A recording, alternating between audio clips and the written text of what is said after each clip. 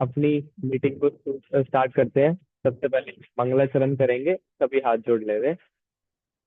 नमो अर्हंताणम, नमो सिद्धाणम, नमो आयरियाणम, नमो वज्रायाणम, नमो लोहि सवसानम, मोक्ष मार्गस्य नेतारम, नेतारम कर्म भूभृताम, ज्ञातारम विश्वतत्त्वानां, वंदे तद्गुणलब्धये। ये मंगलाचरण किस ग्रंथ का था? कौन बताएगा?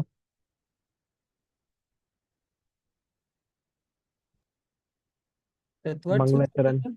तत्वार सूत्र ग्रंथ का मंगलाचरण था।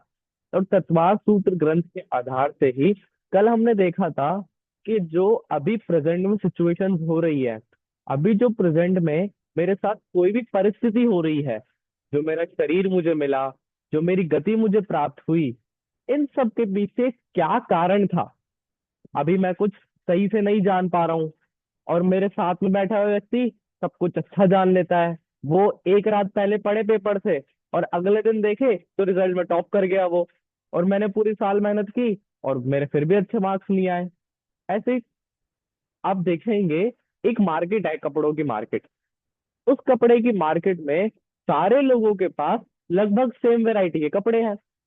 फिर भी एक एक दुकान जिसमें लोगों की भीड़ लगी हुई है, और दूसरी दुकान वहां पे कोई जाने को तैयार ही नहीं है। सेम रेट, सेम कपड़ा, सेम डिजाइन, फिर भी ऐसा फर्क हमें देखने को मिलता है।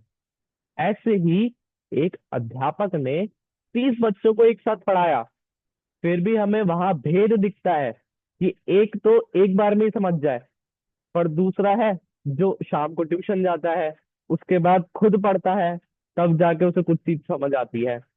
तो इस प्रकार का जो डिफरेंस हमें आसपास दिख रहा था, हमें आसपास फील हो रहा था, उसके पीछे क्या कारण था, वो हमने कल देखा कि ज्ञानावरण में, दर्शनावरण में, अंतराय में कुछ भी चीज मैं दान देना चाहूं तो मैं दान ना दे पाऊं।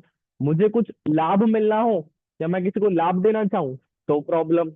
अब आप भी फील कीजिए, किसी को कभी नेटवर्क प्रॉब्लम हो जाती है, किसी को मेरी आवाज नहीं आती, किसी का कभी नेट अटक जाता है, तो किसी को वॉशरूम जाना पड़ता है। ये जो बीच में अंतराय आ जाती है मेरे किसी भी काम के लिए, वो क्यों आती है? और सिर्फ मेरे साथ ही क्यों आती है? हमेशा एक जन ऐसा रहता है कि वो सिखरती गई है पूरी फैमिली, तो एक तो बीमार हो गया, पर दूसरा व्यक्ति उस बीमार की देखभाल करने के लिए नीचे रुक गया। अब वो तो ठीक था, फिर भी उसको अंतराय आई और वो वहां शिखर जी की वंदना नहीं कर पाया। ये अंतराय आ गई। और भी अन्य मेरे को जो शरीर मिला, सुंदर शरीर, या जिससे मैं सेटिस्फाई नहीं हूँ, मेरी स्किन पे ग्लो है। अब कभी कभी देखिए, लड़कों की तो खास करे प्रॉब्लम रहती है, नहाने के बाद बाल सेट करने जाए, कहीं जाना हो, कहीं कोई अच्छा फंक्शन हो, कोई बहुत किसी इंपॉर्टेंट पर्सन से मिलना हो, तो बाल सेट नहीं होते। और जब रात को सोने जाए तब ऐसे लगता है कितने बढ़िया बाल है। या बाल जिस दिन कटवाने जाए तो उस दिन में लगता है कटवाने नहीं चाहिए, और जब कट जाते हैं बाल तब लगता है कि क्यों कटवा लिए। ये प्रॉब्लम हम सबके डेली लाइफ में होते हैं। और ऐसा ही एक दिन तो लगता है कितने सुंदर स्किन है, कितनी ग्लोई स्किन है, और अगले दिन उसी पे पिंपल हो जाए तो उस पे प्रॉब्लम हो जाती है। ये सब नामकरण की वजह से। और नामकरण के लिए शुभ नामकरण और अशुभ नामकरण, ये कल हमने दो देखे थे कि इन दो के पीछे रीजन क्या था, कि मुझे अपनी बॉडी पसंद क्यों नहीं है, मेरी आवाज। अब सिंगर्स, आप देखिए सिंगर्स कुछ कुछ होते हैं जो बॉर्न टैलेंट होते हैं, पैदा हुए तब से ही उनकी आवाज अच्छी थी, सुरीली थी। तो क्यों ये गिफ्ट उन्हें भगवान ने क्यों दिया? तो जैन धर्म कहता है कि भगवान ने नहीं दिया, किसी ने नहीं दिया, वो तो उन्होंने पहले कर्म किए थे, उसके उदय में अब उन्हें ऐसी आवाज मिली, अब उन्हें ऐसा शरीर मिला। अच्छा नम्रता जी, और आप दो जने बैठे हैं ना, आप अपना दोनों नाम अलग अलग लिख देवे ताकि आसानी रहे। हाँ, सभी अपने अपने नाम से जुड़े जी। तो ऐसे अलग अलग सिचुएशन जो होती है, गोत्र कर्म, नाम कर्म, ज्ञानावरण दर्शन, जो सबका 7 कर्म का देख लिया था। पर सिद्धार्थ जी, हमने एक कर्म जानकर छोड़ दिया था। कौन सा कर्म? मोहनीय कर्म। क्योंकि मोहनीय कर्म, अगर हम एक सब्जी तोलने का तराजू होता है ना, जिस समय एक तरफ वेट रखते हैं, दूसरी तरफ सब्जियों को रखते हैं वजन नापने के लिए, तो उसी तराजू पे एक तरफ तो हम रखे 7 कर्म जो हमने कल देख लिए थे 7, और इधर रखे मोहनीय कर्म। तो बताइए क्या पलड़ा रहेगा? भाई 7 है तो 7 ऐसे जाना चाहिए, मोहनी ऊपर आना चाहिए। अब किसी किसी को लगेगा कि भैया ने ये एग्जाम्पल दिया है तो शायद दोनों बैलेंस हो जाए, पर नहीं। मोहनीय कर्म का जो पार्ट है वो ज्यादा भारी है, क्योंकि मोहनीय कर्म की वेदना, मोहनीय कर्म से बंधने वाले कर्म, वो इन 7 से कई ज्यादा है, कई गुना दुख देने वाले हैं। और हम इसकी गहराई में भी जाएंगे। तो अभी, कि मोहनीय कर्म को हमने क्यों छोड़ा? क्योंकि अगर ये चला जाए, सिर्फ मोहनीय कर्म चला जाए, तो समझिए इन 7 में से सारी अशुभ चीजें चली जाएगी। जिसके वजह से मुझे अपना शरीर अच्छा नहीं लग रहा था वो चला गया, जिस चीज से मुझे पाप लग रहा था वो चला गया। इस टाइप की चीजें केवल मिथ्यात्व के जाने से ही चली जाती है। और मिथ्यात्व के जाने से सम्यक हुआ, तो उससे सारी शुभ चीजें मेरे पास आती है, शुभ चीजें मुझे बनती है। और देखते हैं हिस्ट्री। हिस्ट्री पसंद है किसी को? नहीं पसंद किसी को? अच्छा, सिद्धार्थ जी को पसंद है। हम हिस्ट्री, ये जो Russian revolution, French revolution, Mahatma Gandhi और ये अकबर बीरबल, ये वाली हिस्ट्री नहीं, अपने जैन धर्म की हिस्ट्री बहुत शानदार है। जैन धर्म में होने वाली कहानियां, होने वाले प्रसंग, रामायण, महाभारत, ये जो हम टीवी पे देखते हैं वो वाली नहीं, जो रामायण महाभारत हमारे जैन धर्म के हिसाब से जो हुई थी, उसकी बात कर रहा हूँ। यदि हम पद्म उसको पुराण में। उठा के, हाँ जी, पद्म पुराण और हरिवंश पुराण इत्यादि और भी कई छोटी छोटी कहानियां जो हमें प्राप्त होती है, उसकी गहराई में जाए, तब हम ये देख पाएंगे। मैं आपके सामने नाम लेता हूँ: चक्रवर्ती, नारायण, प्रति नारायण, बलभद्र, कामदेव, यानी सबसे सुंदर शरीर जिसका हो कामदेव, इंद्र, नरेंद्र और तीर्थंकर। ये सब डेजिग्नेशन है, ये सब पदवी है। इन पदवी पे जाने वाला जीव, भैया आवाज कट होके आ रही है। अच्छा, सभी को कट होकर आ रही है कि आपको ही आ रही है, मुझे तो बताएं। ये तो थोड़ी सी कट हो रही है। बीच में कट हो कट रही है। है? अच्छा, एक मिनट, मैं एक बार रिकनेक्ट कर लेता हूँ। हमारा भी अंतराय कर्म उदय में है।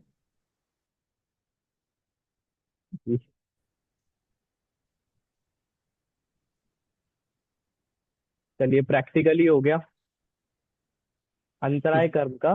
प्रैक्टिकल हम सब ने देख लिया। तो हाँ, अब शायद क्लियर हो गई होगी आवाज। क्लियर है। हाँ, तो अंतराय कर्म के प्रैक्टिकल के बाद हम देखते हैं फिर से कि जितने भी जो पदवीधारी थे, जितने भी उत्कृष्ट पदवी वाले थे, इन सब का मोहनीय का नाश हो गया होता है। इन सबके मिथ्यात्व का नाश हो जाता है, तब जाके उनको ये पद मिले हैं। यानी ये मिथ्यात्व इतना भारी है, इतना दुख देने वाला है, इसलिए इसको बचा कर रखा है और इसी से बचना है हमें। क्योंकि यदि हम इससे बचेंगे तो बाकी कर्मों में भी ऐसी उथल पुथल मचेगी कि सारे अशुभ खत्म हो जाएंगे और शुभ शुभ बचेंगे। और इसके आगे भी जो हमारा लक्ष्य है उसकी भी हम फिर बात यहाँ से करेंगे। मैं आपको स्क्रीन शेयर करता हूँ।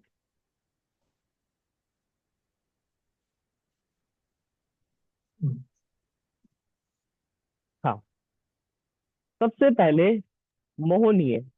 मोहनीय के 2 भेद हमने किए थे: दर्शन मोहनीय और चारित्र मोहनीय। दर्शन मोहनीय क्या था? उल्टी मान्यता का नाम था दर्शन मोहनीय। तो वो जो उल्टी मान्यता है, जो मेरे विपरीत भाव है, हर चीज के प्रति विपरीत मान्यता है, उसके पीछे क्या कारण है? तो सबसे पहले 5 नाम यहाँ पर लिखे हैं: केवली, श्रुत, संघ, धर्म और देव। ये पांचों ही पांचों हमसे उत्कृष्ट पदार्थ है, हमसे उत्कृष्ट जीव है। ये पांचों जैन धर्म में उच्च स्थान को धारण करते हैं। और इन पांचों के प्रति विपरीत भाव को रखना, इन पांचों के प्रति विपरीत ज्ञान को रखना, ये ही मिथ्यात्व के बंध का कारण है और मिथ्यात्व को पुष्ट करता है। देखते हैं क्या? केवली, कि जिन्होंने इंद्रिय और कर्म के व्यवधान से रहित ज्ञान, अब ये थोड़ा सा हम देखेंगे, कर्म के व्यवधान से रहित। जब हमने ज्ञानावरण और दर्शनावरण को देखा था, तब मैंने आपको स्पष्ट ही किया था कि हमें एक समय में तो दर्शन हो रहा है और उसके अगले समय में ज्ञान हो रहा है। तो पहले दर्शन फिर ज्ञान, यानी बारी बारी हो रहा है, एक के बाद एक हो रहा है। तो यहाँ पर आ गया क्रम: पहले दर्शन फिर ज्ञान, फिर दर्शन फिर ज्ञान, फिर दर्शन फिर ज्ञान, यानी क्रम हो रहा है। पर केवली, यानी 13वें 14वें गुण स्थान वाले अरिहंत और सिद्ध, उनका ये क्रम खत्म हो जाता है। यानी वो दर्शन भी उसी समय कर रहे हैं और ज्ञान भी उसी समय कर रहे हैं। ऐसे जीवों को क्या कहते हैं? केवली कहते हैं। तो केवली का स्वरूप ये है कि जो व्यवधान का इंद्रियों को मतलब ही क्या होता है जानते पंडित हैं। साहब? जी, व्यवधान, व्यवधान। व्यवधान क्या चीज? आवाज आपकी क्लियर नहीं है। अच्छा, व्यवधान का मतलब क्या व्यवधान, होता है? व्यवधान क्या होता है? हाँ।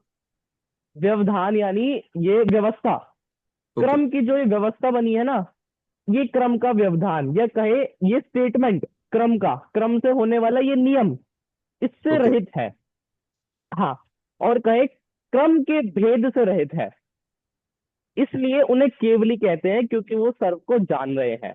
और हम क्या है, ये समझिए, जिंदगी का आधा टाइम हम दर्शन कर रहे हैं और आधा टाइम हम ज्ञान कर रहे हैं। क्यों? एक समय में दर्शन, एक समय में ज्ञान। तो 1 घंटे में आधा दर्शन आधा ज्ञान, एक दिन में 12 घंटे का दर्शन 12 घंटे का ज्ञान। यद्यपि ये बहुत सूक्ष्म है, बहुत छोटा है, कि हम इसमें फर्क नहीं कर सकते, फर्क हमें समझ नहीं आता, परंतु फिर भी ऐसा हो रहा है, ऐसा ही होता है। ये थे केवली, जिनका ये व्यवधान चला गया है, जिनका ये सिस्टम चला गया है, केवली।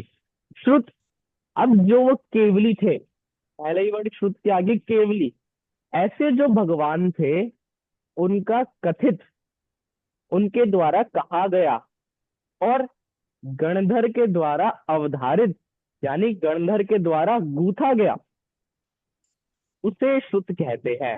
श्रुत यानी जिनवानी। जो केवली हुए, जो तीर्थंकर हुए, तो तीर्थंकर होने के बाद फर्स्ट स्टेप क्या रहता है? समवशरण। तो जो उनका समवशरण में गणधर ने सुना, गणधर ने समझा, वो जिनवानी में लिखा, तो उसका स्वरूप, जो सच्चा स्वरूप है, उसको ही समझना, वो ही वास्तविक श्रुत है। केवली जो पर्सन है, श्रुत जो पर्सन जो कह रहा है।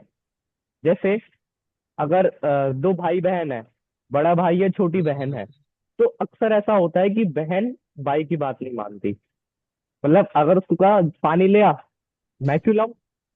तो भाई को क्या कहना पड़ता है कि मम्मी बोल रही है जब पानी ले आ, तो फिर बहन चली जाती है, या कहे छोटा वाला चला जाता है क्योंकि मम्मी ने कहा है। तो हमारे लिए क्या? हमारे लिए मम्मी भी आदरणीय थी और मम्मी की कही बात भी आदरणीय थी। वैसे ही यहाँ केवली भी पूज्य है और केवली के द्वारा कही गई बात भी पूज्य है।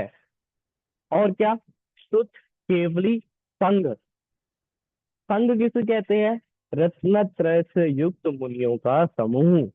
मुनि, हम सबको पता है मुनि का स्वरूप कैसा होता है, 28 मूल गुणों का पालन। और इन सब के साथ जो उन्होंने लिखा रत्नत्रय, क्या कोई रत्नत्रय के नाम बताएगा? कौन से रत्न की बात कर रहे हैं? हीरे, मोती, पन्ना? हाँ बोलिए श्रद्धा जी, सबसे पहले हैंड रेज आपका हुआ। सम्यक दर्शन, सम्यक ज्ञान, सम्यक चारित्र। अच्छा ये रत्न होते हैं। तो मुझे तो लग रहा था यहाँ पे किसी कोहिनूर की बात करेंगे, किसी अलग तरह के रत्न की बात करेंगे। पर यहाँ पर रत्न किसे कहा?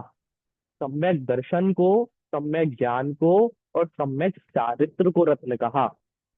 इनसे युक्त यानी इनसे सहित ऐसे मुनियों का समूह वह है संघ। और फिर अगला धर्म, अहिंसा आदि लक्षण वाला धर्म कहा जाता है। देखिए यहाँ पर सबसे बढ़िया लक्षण दिया हमारे जैन धर्म का, अहिंसा। क्योंकि जैन धर्म की जो अहिंसा है वो आपको कहीं और नहीं मिलेगी। क्यों? क्योंकि बाकी लोग तो कहते हैं कि दूसरों को मत मारो, और जैन धर्म कहता है खुद की आत्मा को भी मत मारो, खुद की भी रक्षा करो। वो ही वास्तविक अहिंसा है। और दूसरों को मारना ही अहिंसा हिंसा नहीं है। दूसरों को मारना, परेशान करना वो ही हिंसा नहीं है। मेरे मन में यदि ख्याल आ गया कि मैं दूसरों को मारूं और मैंने किया भी नहीं, तो भी वहां हिंसा हो गई। और इससे बचना ही अहिंसा है, ऐसा धर्म। और भी कहें, हमें साफ दिखाई देता है। अभी हमारा दिवाली त्योहार गया, और उससे पहले दशलक्षण महापर्व त्योहार गया। कई अन्य धर्मों के भी त्योहार आते हैं। स्कूलों में छुट्टी मिलती है तब भी। तो कई ऐसे त्योहार आते हैं जिनमें एक जीव दूसरे जीव की हिंसा करके उसको पकवान के रूप में खाता है, और वो उसे धर्म मानते हैं। कई धर्म ऐसे हैं जिसमें एक बड़ा सा पुतला बनाकर उसमें पटाखे रखकर उसको जलाने से उसमें धर्म मानते हैं। कई लोग ऐसे हैं जो रात में खाने में धर्म मानते हैं, दिन में कुछ नहीं खाते। धर्म, हमें जब शब्द सुनाई दे तब हमें सबसे पहले ही ख्याल में आना चाहिए अहिंसा आदि लक्षण वाला ही धर्म हो सकता है। और कोई धर्म का इससे बढ़िया लक्षण, सर्वव्यापी लक्षण हो ही नहीं सकता। और सबसे अंतिम देव, देव गति के जीवों को देव कहते हैं। अरे ये तो हमें पता ही था, फिर यहाँ क्यों लिखा? देव अलग से क्यों देना पड़ा उन्हें? ऐसे तो नारकी भी दे देते कि नरक गति के जीवों को नारकी कहते हैं। मनुष्य भी दे देते कि मनुष्य गति के जीव को मनुष्य कहते हैं। इन्होंने देव अलग से क्यों लिखा? क्योंकि आज की प्रॉब्लम भी ये बन चुकी है। देवों की पूजा करना, इंद्रों की पूजा करना। क्यों? क्योंकि उससे मैं धन मांगना चाहता हूं। नाम लेता हूं मैं एक दो, शनिदेव, उन पर तेल चढ़ाना सैटरडे को, जिससे कि क्या हो, मेरे सारे विघ्न चले जाए। और भी देव आपके आसपास घूम रहे हैं, आपके व्हाट्सएप पर, स्टेटस पर आपको दिखते होंगे। ऐसे कई तरह के देव हैं जिनके लोग पूजा करते हैं, परंतु वे ये नहीं है। क्योंकि देव तो देव गति के जीव है मात्र है। अब यहाँ पर एक प्रश्न उठना चाहिए आप सबके मन में कि हम तो बात कर रहे थे कि दर्शन मोहनीय होता क्यों है। आपने हमें पांच का स्वरूप क्यों बताया? इन पांच का जो स्वरूप था उससे उल्टा मानना, उससे विपरीत मानना, यही दर्शन मोह का उत्पत्ति का कारण है। यही दर्शन मोह का फल है। और यही और दर्शन मोह को बांधता है। आज थोड़ी वैसी कन्वर्सेशन वाली बात नहीं हुई अभी तक, तो ऐसा लग रहा है सब बोर हो गए। परंतु आज का दिन कंक्लूजन वाला दिन है। तो अभी तो हम थोड़ा सा और कंक्लूजन लेंगे कि जब मैंने धर्म का स्वरूप, देव का स्वरूप, भगवान का स्वरूप, शुद्ध का स्वरूप उल्टा माना, तो मेरी सारी क्रिया कैसी हुई? उल्टी हुई। आपने अगर किसी कुम्हार को देखा होगा जो घड़े बनाता है, अब उसने घड़े बना दिए, घड़े बनाकर अब उसे अपने दुकान पर सजाने हैं। तो जब वो दुकान पर सजाता है, तो अगर पहला मटका उल्टा रख दे, वो पहला मटका उल्टा रख दिया, तो उसके ऊपर के सारे मटके उसको उल्टे रखने पड़ेंगे, क्योंकि वो वरना गिर जाएंगे। ऐसे ही यदि पहला मटका सीधा रखा तो सारे मटके ऊपर के सीधे रखने पड़ेंगे। अब हमें क्या करना है, हमारी मान्यता जो उल्टी हुई हुई है, इसलिए सारे काम कैसे हो रहे हैं, उल्टे हो रहे हैं।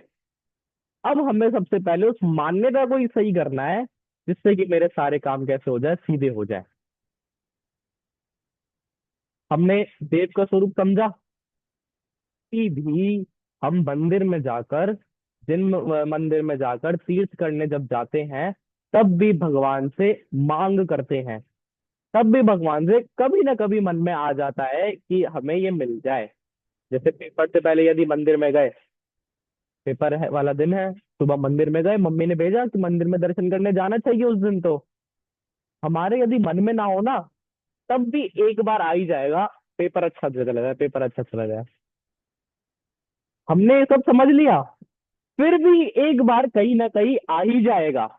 और अगर कोई बिजनेस की बहुत बड़ी बहुत इंपॉर्टेंट मीटिंग है, 1-2 करोड़ का फायदा होने वाला है आज तो, और नियम है मंदिर जाने का, रोज मंदिर जाते हैं, और सिर्फ इसीलिए मंदिर दर्शन करने गए, फिर भी एक बार को आ जाएगा, सब सब अच्छा हो जाए, सब अच्छा हो जाए। क्यों? क्योंकि अभी हमारी मान्यता ही सीधी नहीं हुई है, अभी भी हमारी मान्यता में कहीं ना कहीं पड़ा हुआ है। चलिए, उमंग भैया आपसे बात करते हैं। आपने इतनी तपस्या करी, बहुत तपस्या की आपने, बहुत ज्यादा, कि साक्षात महावीर भगवान आपके सामने आ गए, बिल्कुल सामने खड़े महावीर भगवान आपके। और महावीर भगवान ने कहा मांगो जो मांगना है। अब मांगो, आप क्या मांगोगे? कुछ ना कुछ लौकिक ही कुछ मांगेंगे, या हाँ, फिर तो मैं वो कुछ ही ना कुछ सुनना तो चाहता हूँ मांगेंगे। क्या। देखिए, मीटिंग में कौन है, 2 लोग, मैं और एक आप, अभी कोई नहीं है। तो अब समझिए आप है और महावीर भगवान है सामने। अब मांगिए, आपके मन में क्या आ रहा है, एक चीज मांगिए फटाफट। मोक्ष दे दे। ये ऐसा नहीं होता, मैं फिर कह रहा हूँ कि कोई नहीं बैठा। नहीं, कुछ लौकिक ही मांगेंगे कि भाई हमको मतलब चलिए, बिजनेस बंगला अच्छा चल मांगा, जाए, या बंगला, फिर गाड़ी। बिजनेस अच्छा चल जाए, कुछ पैसा, मतलब सारे सुख मिल जाए यहाँ के। हाँ, ये हो जाए। अब महावीर भगवान वैसे तो गुस्सा नहीं करते।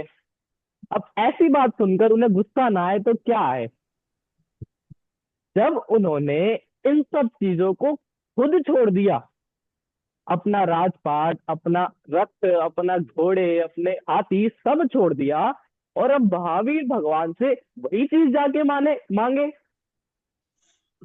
तो ये तो उनको गुस्सा आने वाली बात ही है ना। हाँ जी, सिद्धार्थ जी कुछ कह रहे हैं। जी पंडित सर, ये हमने किसी बात को जाना, लेकिन हमने माना नहीं, तो जानने से मानने में कन्वर्ट करने में क्या प्रोसेस होता है? एज पर एग्जाम्पल, आपने अभी भगवान का एग्जाम्पल दिया। हमें भी मालूम है कि भगवान कुछ दे नहीं सकते, एक्स वाई जेड सब कुछ, लेकिन फिर भी हम जाते। तो सबकॉन्शियस माइंड में जिसका जो प्रयोजन हो वो दिमाग में आ जाता है कि हम मंदिर गए तो हमारा अच्छी एग्जाम जाए या हमारा काम हो जाए, ऐसा वैसा। अभी हमने जाना तो है कि नहीं हो सकता, भगवान करने में समर्थ नहीं हो, पुण्य से उद्देश्य सब कुछ सही है, लेकिन फिर भी ये दिमाग में आ जाता है। क्यों? क्योंकि हमने माना नहीं, सिर्फ जाना है। तो जानने से मानने में कन्वर्ट करने के लिए क्या करना पड़ता है? हाँ, देखिए, ये तो था जो आपने प्रश्न पूछा। मैं चाहता था कि ये प्रश्न आए, सच में मैं चाहता था ऐसा कोई कोई मुझसे प्रश्न पूछे, पर ये क्लास के बाद, क्योंकि मैं ये छोड़ने वाला था। हाँ, तो एक तो इसका उत्तर आपको बाद में मिलेगा ही। अब थोड़ा सा इसी विषय पर आते हैं, आपको इसका उत्तर मिलेगा। देखिए, अभी जो हमारा विषय चल रहा था, यही कि महावीर भगवान ने जब उन्हें सब चीजों को खुद छोड़ दिया है, हम उनसे वही मांगे, तो उनको क्रोध क्यों ना आए, यद्यपि नहीं आएगा। अच्छा, और सिद्धार्थ जी, आपके पास सब कुछ है, भारत का आपके पास सब कुछ है, हम ऐसा मान लेते हैं, और सब आपकी इज्जत कर रहे हैं। आपने एक सभा बिठाई जिसमें आपके प्रिय जन सारे बैठे हैं, एक मीटिंग ऐसी बिठाई, आपके फैमिली वाले, आपके लोग जिनमें आपकी इज्जत सबसे ज्यादा है, ऐसे लोग सारे बैठे हैं। अब वहीं एक आदमी आया, सिद्धार्थ जी आप तो बहुत अच्छे हैं, आपके पास तो सब है, मैंने सुना आपके पास भारत का सब है, यदि आप में हिम्मत है तो मुझे यूएसए का बोला कर दो। अब थोड़ा तो ऐसा लगता है ना कि मेरा अपमान कर दिया, जो चीज मेरे पास नहीं थी वही तुमने मुझसे मांगी, तो ये मेरा अपमान नहीं तो और क्या है। मंदिर जाकर भी हम भगवान का अपमान ही तो कर रहे हैं। जो चीज सही है। उनके पास नहीं है वही चीज उनसे मांगा, तो ये उनका अपमान ही तो हुआ। और हम खुद को क्या समझ रहे हैं, मेरे से बड़ा धर्मात्मा कोई नहीं है। मैंने विधान किया, सिद्ध चक्र विधान, हफ्ते भर का विधान, मैं रोज उसमें बैठा रहा, एक टाइम भी उससे नहीं हटा हटा। प्यास लग रही थी पंडित जी, पर पानी पीने नहीं गया। तबीयत खराब हुई मेरी, फिर भी मैं विधान में आया, फिर भी मैंने सब कुछ किया। फिर भी भगवान ने एक बंगला था उसका डबल नहीं किया। आज से उनकी पूजा बंद, आज से महावीर भगवान बंद, अब चलते शांतिनाथ भगवान की तरफ। शांतिनाथ भगवान तो शांति करेंगे ही, क्योंकि नाम में ही शांति है। अरे भगवानों के तो नाम कर्म का अभाव ही हो गया, तो किस भगवान का क्या नाम दे रहे हैं हम। वो नाम तो हमने अपनी सुविधा के लिए, अपना अर्घ चढ़ाने के लिए, अपनी पूजा करने के लिए दिया है। पर वहां सिद्ध गति में जाए तो ऐसा थोड़ी है, पार्श्वनाथ भगवान नीचे चिन्ह बना हुआ है उनका, और पार्श्वनाथ ऐसे लिखा हुआ है। वे सभी ने उस पदवी को त्याग दिया, उस नाम को त्याग दिया, और हम उसी के पीछे पड़े हैं। ये ही मिथ्यात्व का कारण है। ये ही मिथ्यात्व को, अथवा कहे दर्शन मोह का कारण है। और यही दर्शन मोह हमें छोड़ना है। अब दर्शन मोह के बाद अगला आता है चारित्र मोह। हाँ जी, हैंड रेज हो रहा है, बोलिए। पंडित जी, तो फिर ये जो विधान वगैरह होता है वो नहीं हम्म। करना चाहिए? मतलब उससे कुछ मिलने वाला तो है नहीं, अपन ने वो समझ लिया कि उससे कुछ नहीं मिलने वाला। जो नहीं, मिलना है किसने वो कहा? अपने कर्म से। मैंने नहीं कहा ऐसा कि विधान से कुछ नहीं मिलने वाला। मैंने ऐसा कहा कि विधान करने से महावीर भगवान आपको देंगे, ऐसा नहीं होगा। वो तो नहीं होगा।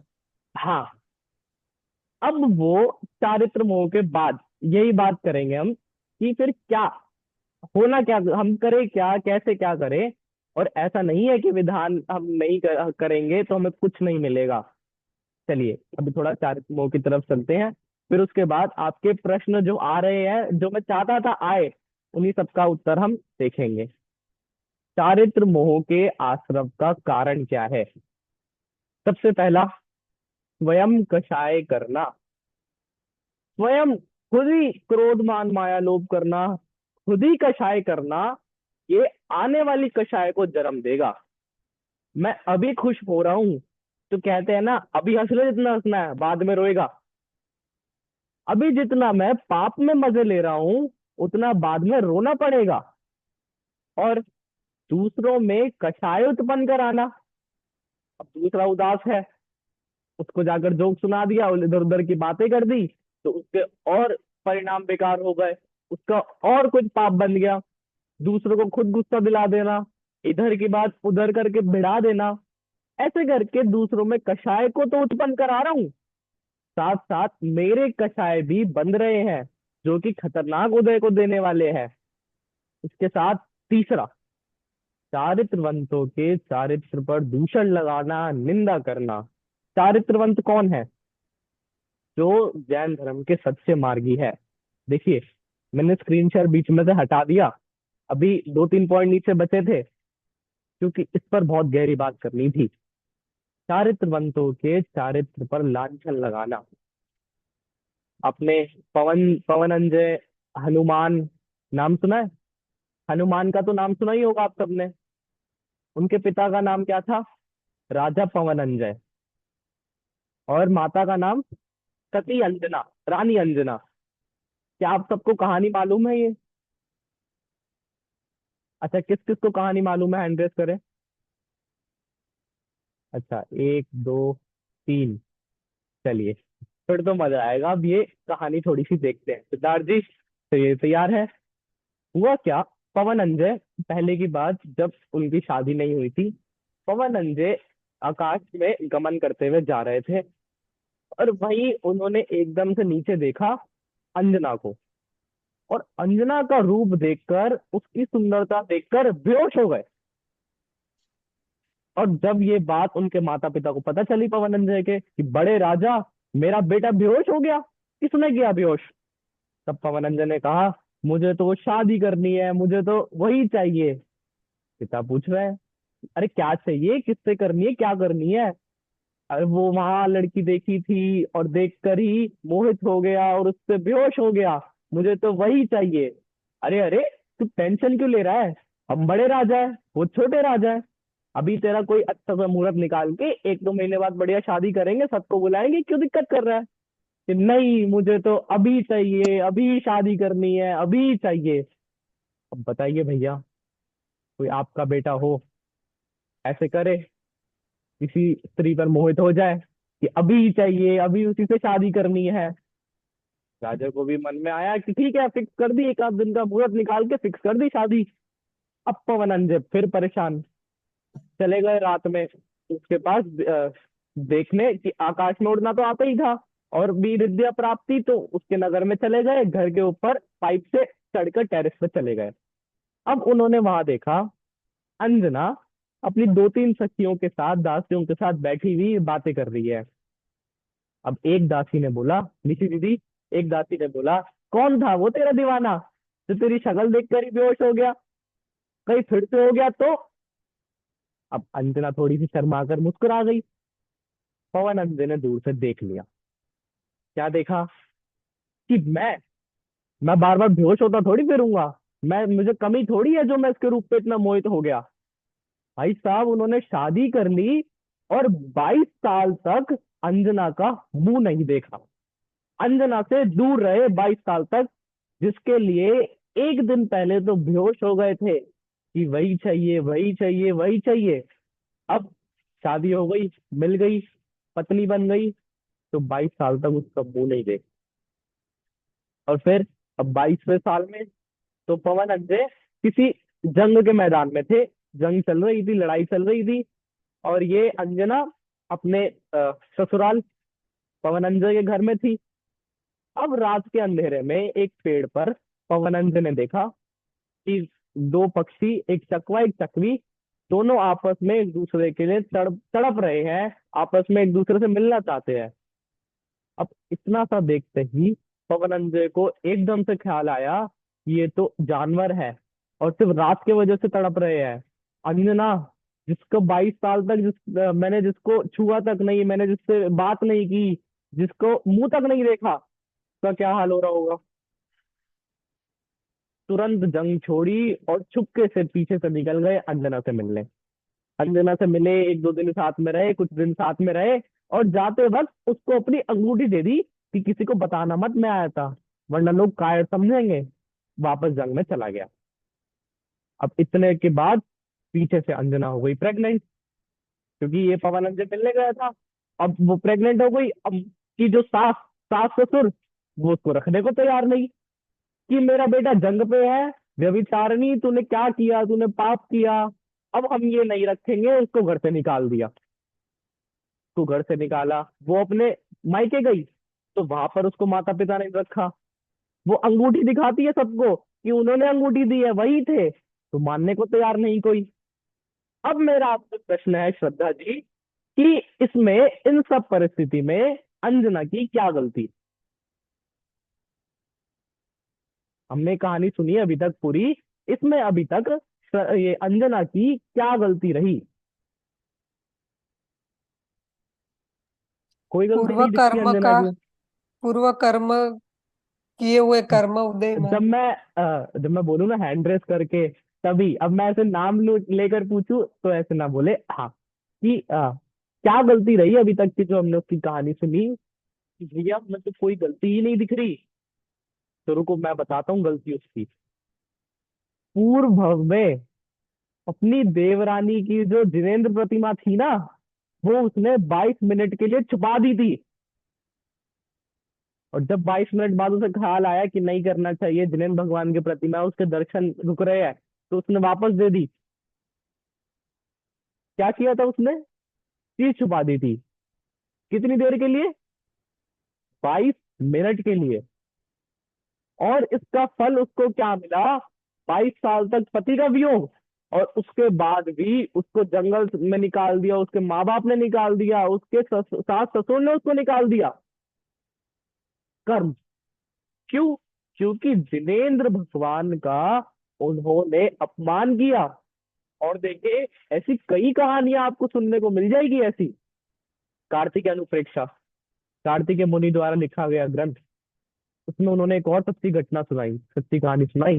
ये कहानी बहुत कम ही लोगों ने सुनी होगी, और जिन्होंने सुनी है समझ लीजिए उनका स्वाध्याय बहुत अच्छा है।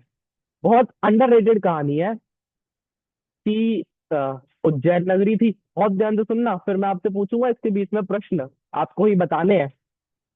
एक उज्जैन नगरी थी, वहां पर एक वेश्या रहती थी जिसका नाम था वसंत तिलका।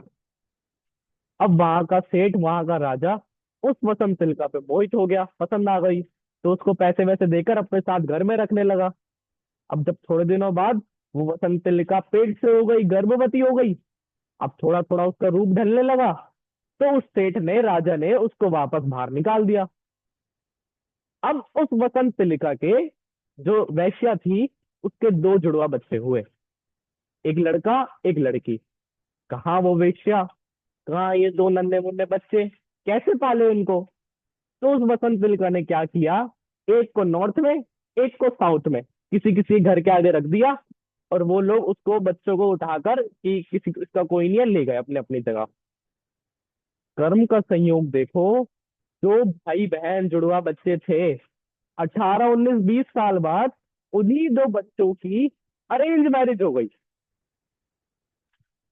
जो क्या थे, सगे भाई बहन थे, अब उन्हें तो पता नहीं कौन थे, इधर उधर दे दिया था। जो दो सगे बहन भाई थे, कर्म का उदय ऐसा आया, दोनों की अरेंज मैरिज हो गई।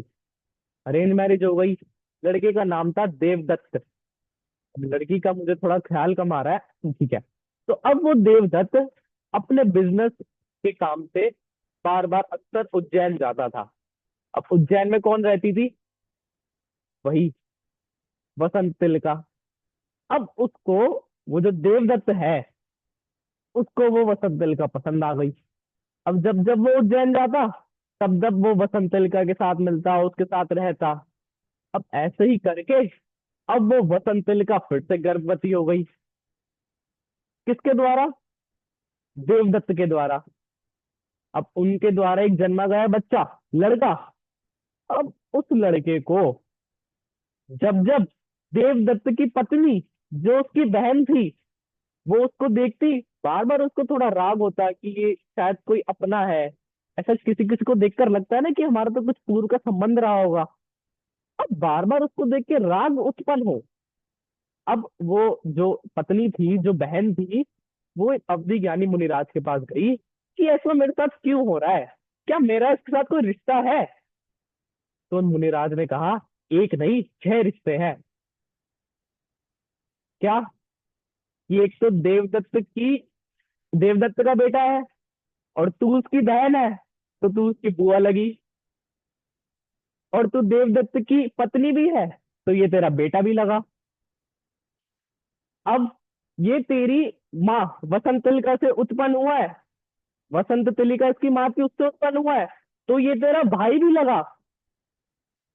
ऐसे करके 3 कैरेक्टर, वसंत तिलका, देवदत्त, और उसकी पत्नी, उसका बहन, उस उन तीनों से उस बच्चे के 18 रिश्ते गिनाए। 18। समझ में ना आए लास्ट के तो, ऐसे इधर का उधर, इधर इसकी बहन, उसकी सौतन, ऐसे करके उस बच्चे से 18 रिश्ते गिनाए। क्यों? सिर्फ एक गलती थी थोड़ी सी। ये जो ये भाई बहन थे ना, ये पहले दोस्त हुआ करते थे, पिछले जन्म में किसी पूर्व में दोस्त थे। अब इन्होंने क्या देखा, एक वृद्ध मुनिराज, इनसे थोड़ी जवान नवयुवक जो दीक्षित हारिकाएं, वो कुछ डिस्कशन कर रही थी धर्म का।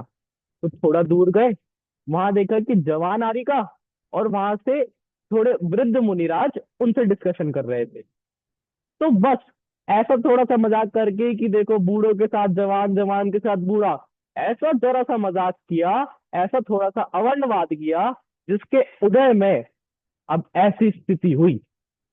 अब देखिए, अब यदि उन तीनों को पता चल जाए कि उनका क्या रिश्ता था, तो वो एक दूसरे को चेहरा दिखाने लायक रहेंगे? ना जाने ऐसे कितने रिश्ते हमारे भी किन्हीं के साथ थे जो आज हमारे माता पिता है, पुत्र पुत्री है, या कहे जो आज हमारे शत्रु है।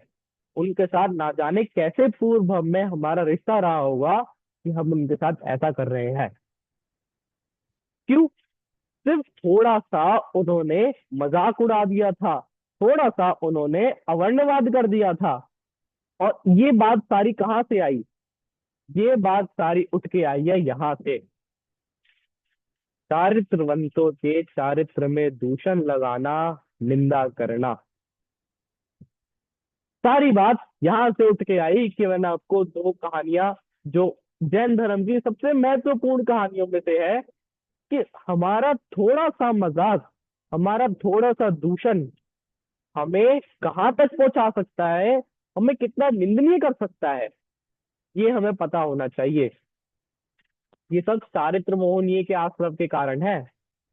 इसमें चौथा है संश्लेष पैदा करने वाले वेश और व्रत का धारण करना, जिससे मुझे परेशानी हो, जिससे मुझे तकलीफ हो, ऐसा भेष धारण करना, ऐसे व्रतों का धारण करना। ये सब हमारे घर में बहुत होता है। कैसे होता है? मैं लब्धि, आप म्यूट करें अपने आप को, आपसे बात करना चाहूंगा अब थोड़ी देर। हाँ। हाँ। 10 लक्षण हुए तो मम्मी ने कहा था कि रात में भोजन नहीं करना, नियम ले लो। लेकिन वो शाश्वत धाम में मैं शाश्वत धाम में हूँ। अच्छा, शाश्वत धाम में ही हो पंडित क्या? जी, लब्धि शाश्वत धाम में पढ़ती है, अभी शाश्वत धाम में अच्छा, है। चलो फिर तो चलो। अब जब शाश्वत धाम में नहीं थे उससे पहले 10 लक्षण जब हाँ थे, कहा। तब मम्मी ने कहा था ना बाजार का मत खाना। हाँ तब मम्मी ने कहा था ना कि पानी छान कर पीना या रोज मंदिर जाना। हाँ उस समय यदि मेरा मन ऐसा हो कि नहीं, मुझसे नहीं निभरा, या मैं जानबूझ के मम्मी को दिखाने के लिए ऐसे नियम का पालन करूं, मम्मी ने कहा आलू नहीं खाना, पर मन में कोई भी सब्जी सामने आए, उसमें ये आलू दिख रहे हैं। अब तो केला, कच्ची केला यदि बनाए और बच्चा खाता ना हो, केला ना खाता हो, तो उसको ये बोल देते अरे आलू ही तो बना है, छोटा बच्चा हो।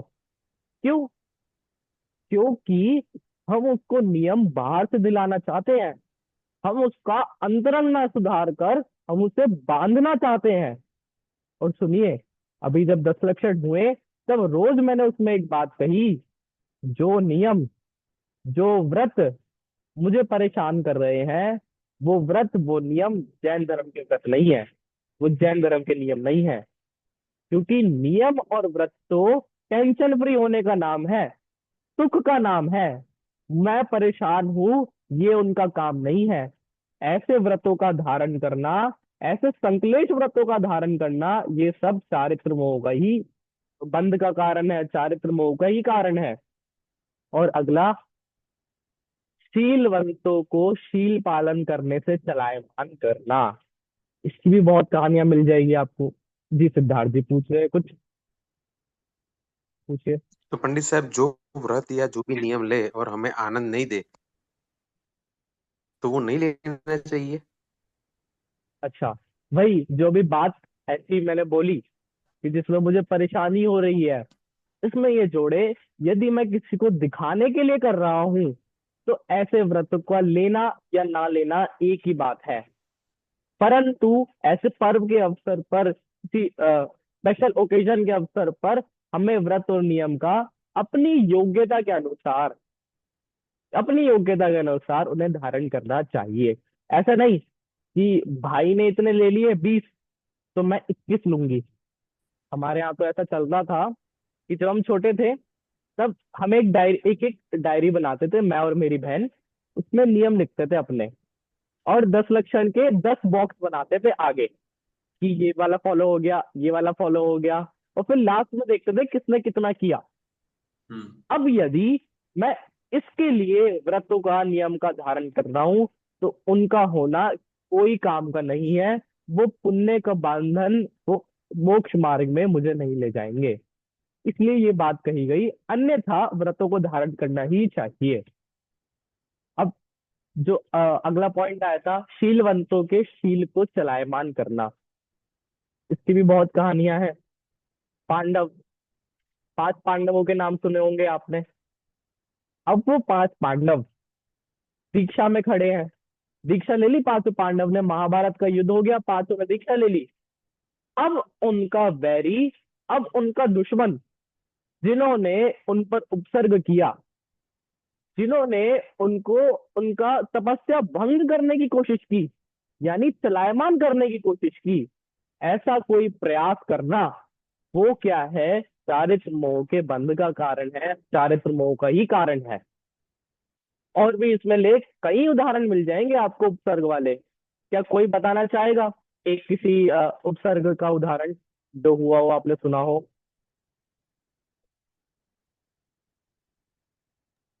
गजकुमार मुनिराज। गज कुमार मुनिराज पर क्या उपसर्ग हुआ था उन पर? उनके ससुर ने सिर पे सगड़ी रख दी थी जलती हाँ, हुई। अब गज कुमार मुनिराज चील में व्रतों के धारण करके तपस्या में बैठे हैं, तो इस उद्देश्य से, उनसे बदला लेने के उद्देश्य से, उनको चलायमान करने के उद्देश्य से उन पर उपसर्ग कर देना। और तो और, अब कुछ ऐसे होंगे जिन्होंने इन दोनों के ही नाम ना सुने हो, तो सबसे लोकप्रिय नाम पार्श्वनाथ मुनिराज। पार्श्वनाथ मुनिराज 10 भव से, उनकी कहानी बहुत ही इंटरेस्टिंग, कि यहाँ पे क्या लगता है, कमठ ने उन पर उपसर्ग किया, तो अभी लेटेस्ट लेटेस्ट की लड़ाई हुई होगी, अभी लड़ाई इसी भव में लड़ाई हुई, इसलिए कमठ ने उपसर्ग कर दिया उन पर नहीं, 10 भव से उनका बैर चलता आ रहा था। पार्श्वनाथ भगवान हाथी बने, तो वो कमठ का जीव सांप बन गया, और सांप ने हाथी को मार दिया। अब वो शेर बने, तो ये भी बड़े वाले शेर बन गए, फिर इनकी लड़ाई हुई। ऐसे ही करके 10 भव तक उनकी लड़ाई चलती गई, लड़ाई करते रहे, और हमेशा कमठ के जीव ने पार्श्वनाथ के जीव को मारा। और अंत वाला जो भव था, एक बहुत अच्छा भजन भी संजीव जी के द्वारा लिखा गया है कि कर्मों ने नाही बख्शा, पत्थर तक गिरते देखे। किसने नहीं बख्शा? कर्मों ने नहीं बख्शा, माफी नहीं दी, तो पत्थर भी गिरते देखे, क्योंकि कर्म के उदय में ऐसा था, इसलिए ऐसा हुआ।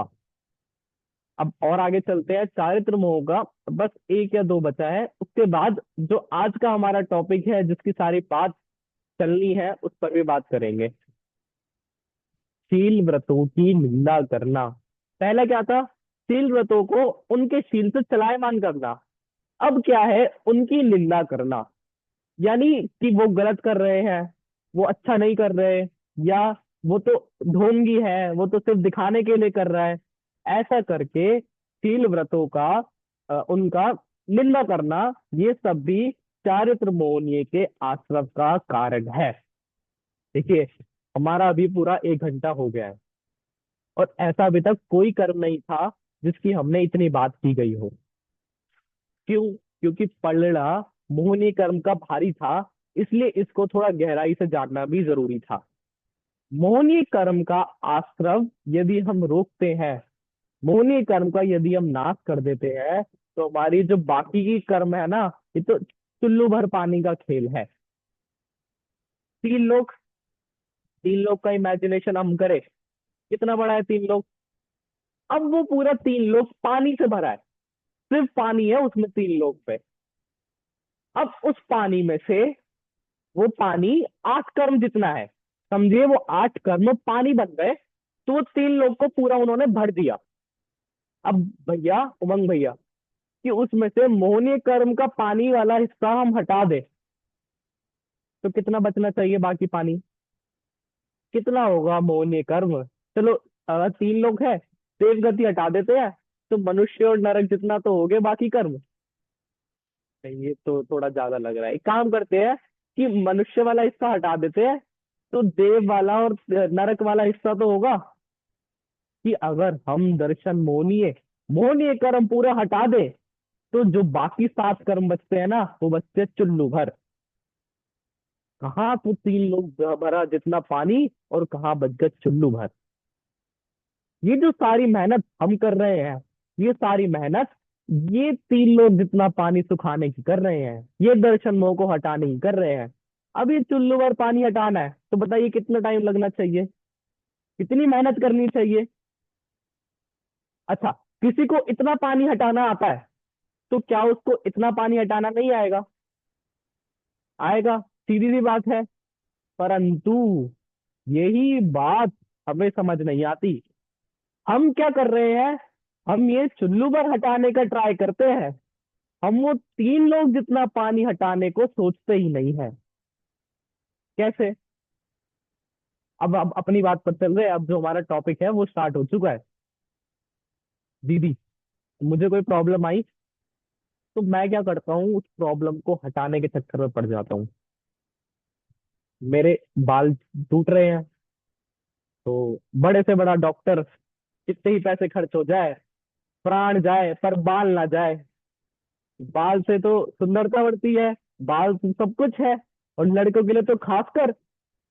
अब उस बाल टूटने की बीमारी को, जो मैंने इतनी बड़ी बीमारी बना रखा है, उसके चक्कर में मैं पागल हो जाता हूँ। रातों की नींद उड़ जाती है, 8-8 10-10 तरह की दवाइयां खा रहा हूँ, तरह तरह के शैम्पू, तरह तरह के तेल।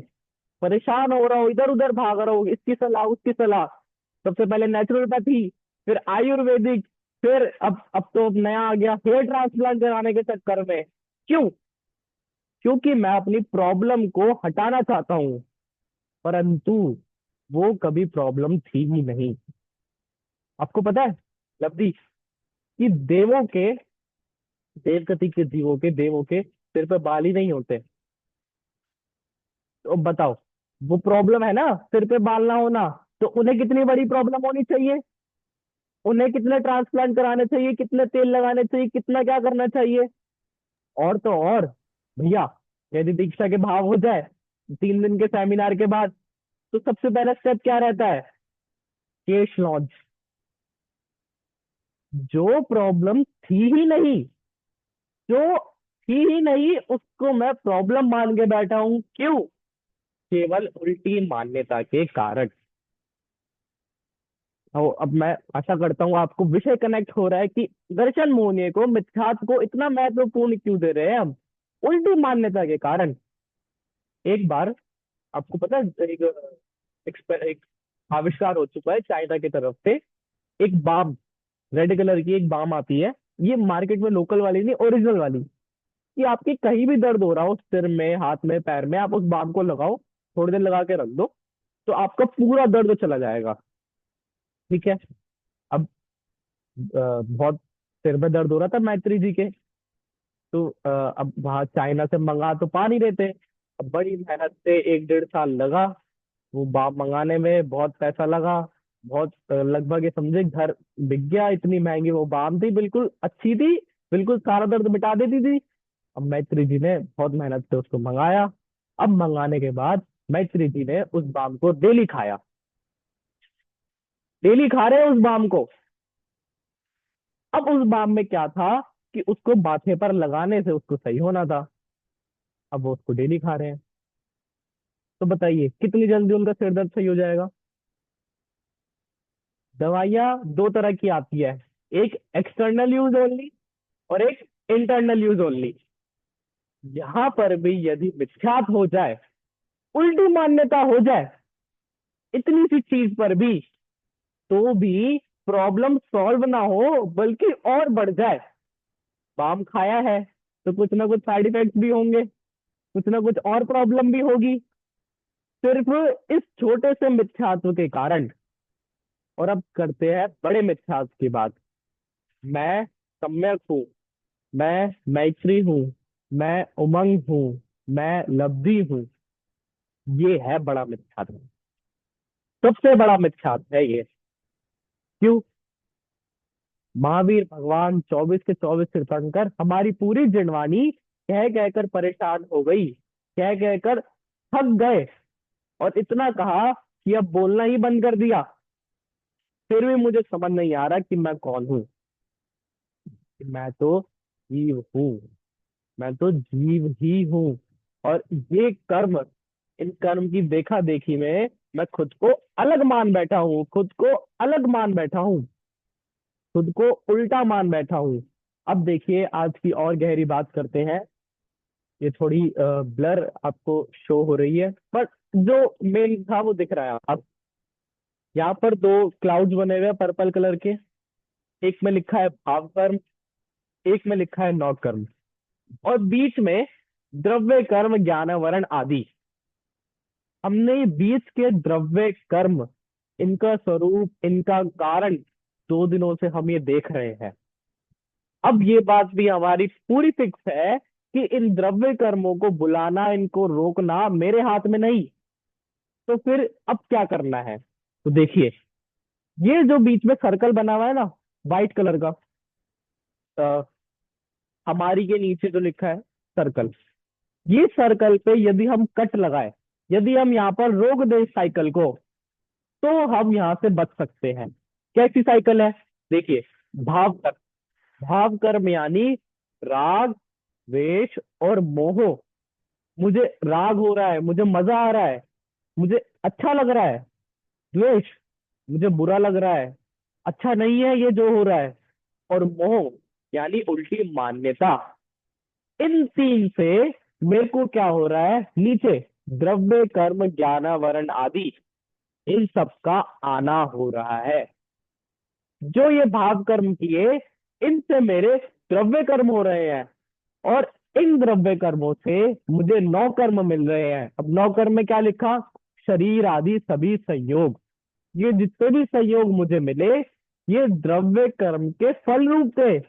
यानी इनको कहे ये नौ कर्म था। अब देखना, फिर साइकिल चलानी है हमें। अब इन नौ कर्म में मैंने फिर से क्या किया? राग द्वेष मोह किया, तो मेरे फिर ज्ञानावरण दर्शनावरण कर्म बंधे।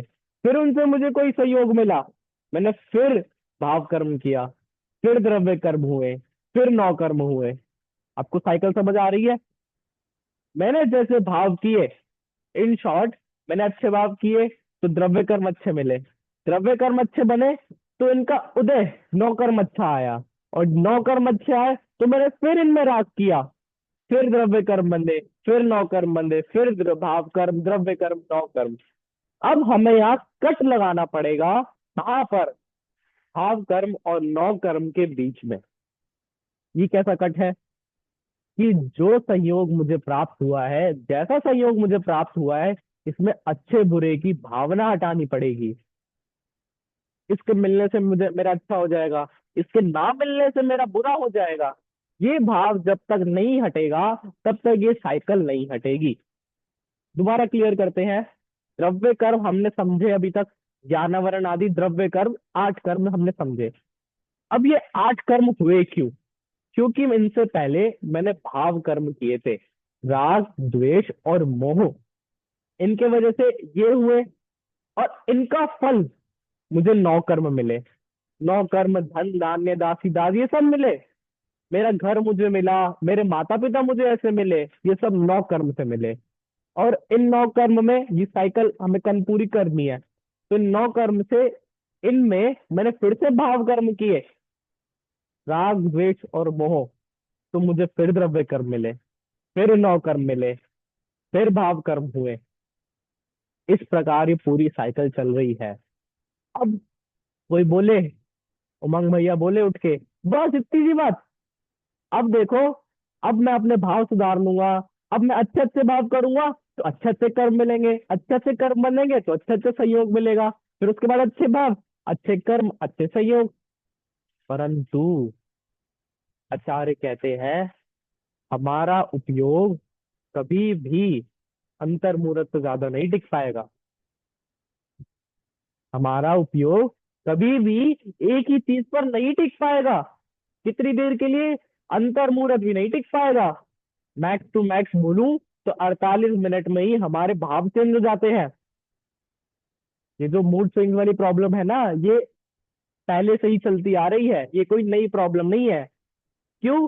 क्योंकि अंतर मुहूर्त में ही कर्मों का पलट होता है, हमारे परिणामों का पलट होता है। तो यदि अभी मैं अच्छे अच्छे भाव करने की सोच रहा हूँ, तो तुरंत थोड़ी देर बाद कुछ ऐसा प्रसंग बैठेगा, उमंग भैया को गुस्सा आ जाएगा और बुरे भाव हो जाएंगे, और बुरा द्रव्य कर्म बनेगा, फिर बुरा उदय आएगा, फिर दोबारा उसमें। अब उदय बुरा आ रहा है, तो उदय बुरे आने पर हम में से कौन है जिसे अच्छा लगता हो, जिसे राग भाव होता हो? नहीं है। तो फिर दोबारा से अभी बुरे के चक्कर में हम और बुरा कर बैठते हैं, तो और बुरे, अब आगे वाला इन्वेस्टमेंट होती रहती है। यानी ये द्रव्य कर्म किसी काम के नहीं है जब तक मैं राग, द्वेष और मोह ये इसमें ना जोड़ूं। एक उदाहरण देता हूं। हम सबको घूमने जाना है, सिद्धार्थ जी अगर आप हैं तो वीडियो ऑन करें। हम सबको घूमने जाना है। वहां पे कोई आसपास पहाड़ क्या है जो सबसे लोकप्रिय हो यात्रा करने जहाँ जाते हो? उमंग भैया बताना कौन सा है। पावागढ़। पावागढ़। अच्छा, आप सब गए हैं वहां पर? हाँ। तो अब हमारी फैमिली ट्रिप जा रही है वहां पर, हम सबकी पावागढ़ हम जा रहे हैं। अब सुबह सुबह पावागढ़ जा रहे हैं तो खाना भी लगता है। अब हम तो उज्जैनी है ना, हम बाहर का खाएंगे नहीं लब्धी। तो हम सब पावागढ़ जा रहे हैं। अब जाना 5 बजे है। अब मैं इतनी दीदी सुबह 3 बजे उठ गए। 3 बजे उठकर पहले अच्छे से नहाए धोए, फिर उसके बाद टिफिन तैयार करने बैठे। सबको खाना भोजन लगता है, तो उन्होंने अपने लिए बढ़िया, गुजराती में जो चलता हूँ मैं तो राजस्थानी, थोड़ा जयपुर रहने लगा, तो दाल बाटी चूरमा बढ़िया उन्होंने मेहनत किया, बहुत सफाई से दाल बाटी चूरमा उन्होंने बनाया। पूरी 1 डेढ़ घंटे की मेहनत लगी। सलाद भी रखी, उसके साथ में नींबू भी अलग से रखा। और गुजरात में तो चीनी बहुत चलती है, तो थोड़ी सी चीनी भी रखी। वो सब टिफिन पैक करके वो मैत्री ने लिया। अब दूसरी साइड लब्धि भी थी। अब लब्धि को वो बनाना तो आता नहीं था, तो लब्धि ने क्या किया, जो शाम के पराठे बच गए थे वो, और थोड़ा सा नमक, तीन के साथ खा लूंगी हो जाएगा। वो 5 बजे जाना था, 4:30 बजे उठी और फटाफट करके ये सब लेके चली गई। अब हम सबने बहुत अच्छे से यात्रा करी, पूरे भाव भक्ति पूर्वक। जो भजन मैंने गाया वही भजन उमंग भैया ने, वही मैत्री दीदी ने, वही लब्धि ने, सबने गाया। जहां हमने दर्शन किया, जितनी देर दर्शन किया, सबने सेम दर्शन किया। सब दर्शन अच्छे से हो गए, भक्ति पूर्वक हो गए, सब बढ़िया हो गए। इसके बाद क्या टाइम आता है भोजन करने का। सबने अपने अपने टिफिन खोले। मैत्री दीदी ने टिफिन खोला, 15-20 डब्बे थे। एक में दाल, एक में बाटी, एक में 2 तरह का चूरमा, एक में सलाद, नींबू और चीनी भी रखी थी। वो अब लब्धि ने भी देखा, इतना अच्छा बना है, कितना अच्छा नाश्ता है। हे पार्षद भगवान, मैंने भी तो आपके दर्शन किए, हम सबने आपके कितने अच्छे दर्शन किए। अब टिफिन में, लब्धि के टिफिन में वही निकलना चाहिए। जैसे ही उन्होंने अपना टिफिन खोला, क्या निकला? अब लब्धि ने क्या सोचा, पार्षद भगवान, मैंने भी तो अच्छे से भक्ति की थी, मैंने भी तो सेम दर्शन किए थे, मैं भी तो उठ के आई थी, हम सबने साथ ही तो किया था। फिर उनके टिफिन में ये क्यों और मेरे टिफिन में ये क्यों? क्योंकि पहले मैंने ही अपने हाथों से वो टिफिन भरा था। मैत्री दीदी ने ही अपने हाथों से वो टिफिन भरा था। इसलिए जब वो खुला तो वही उदय में आया, वही खाया।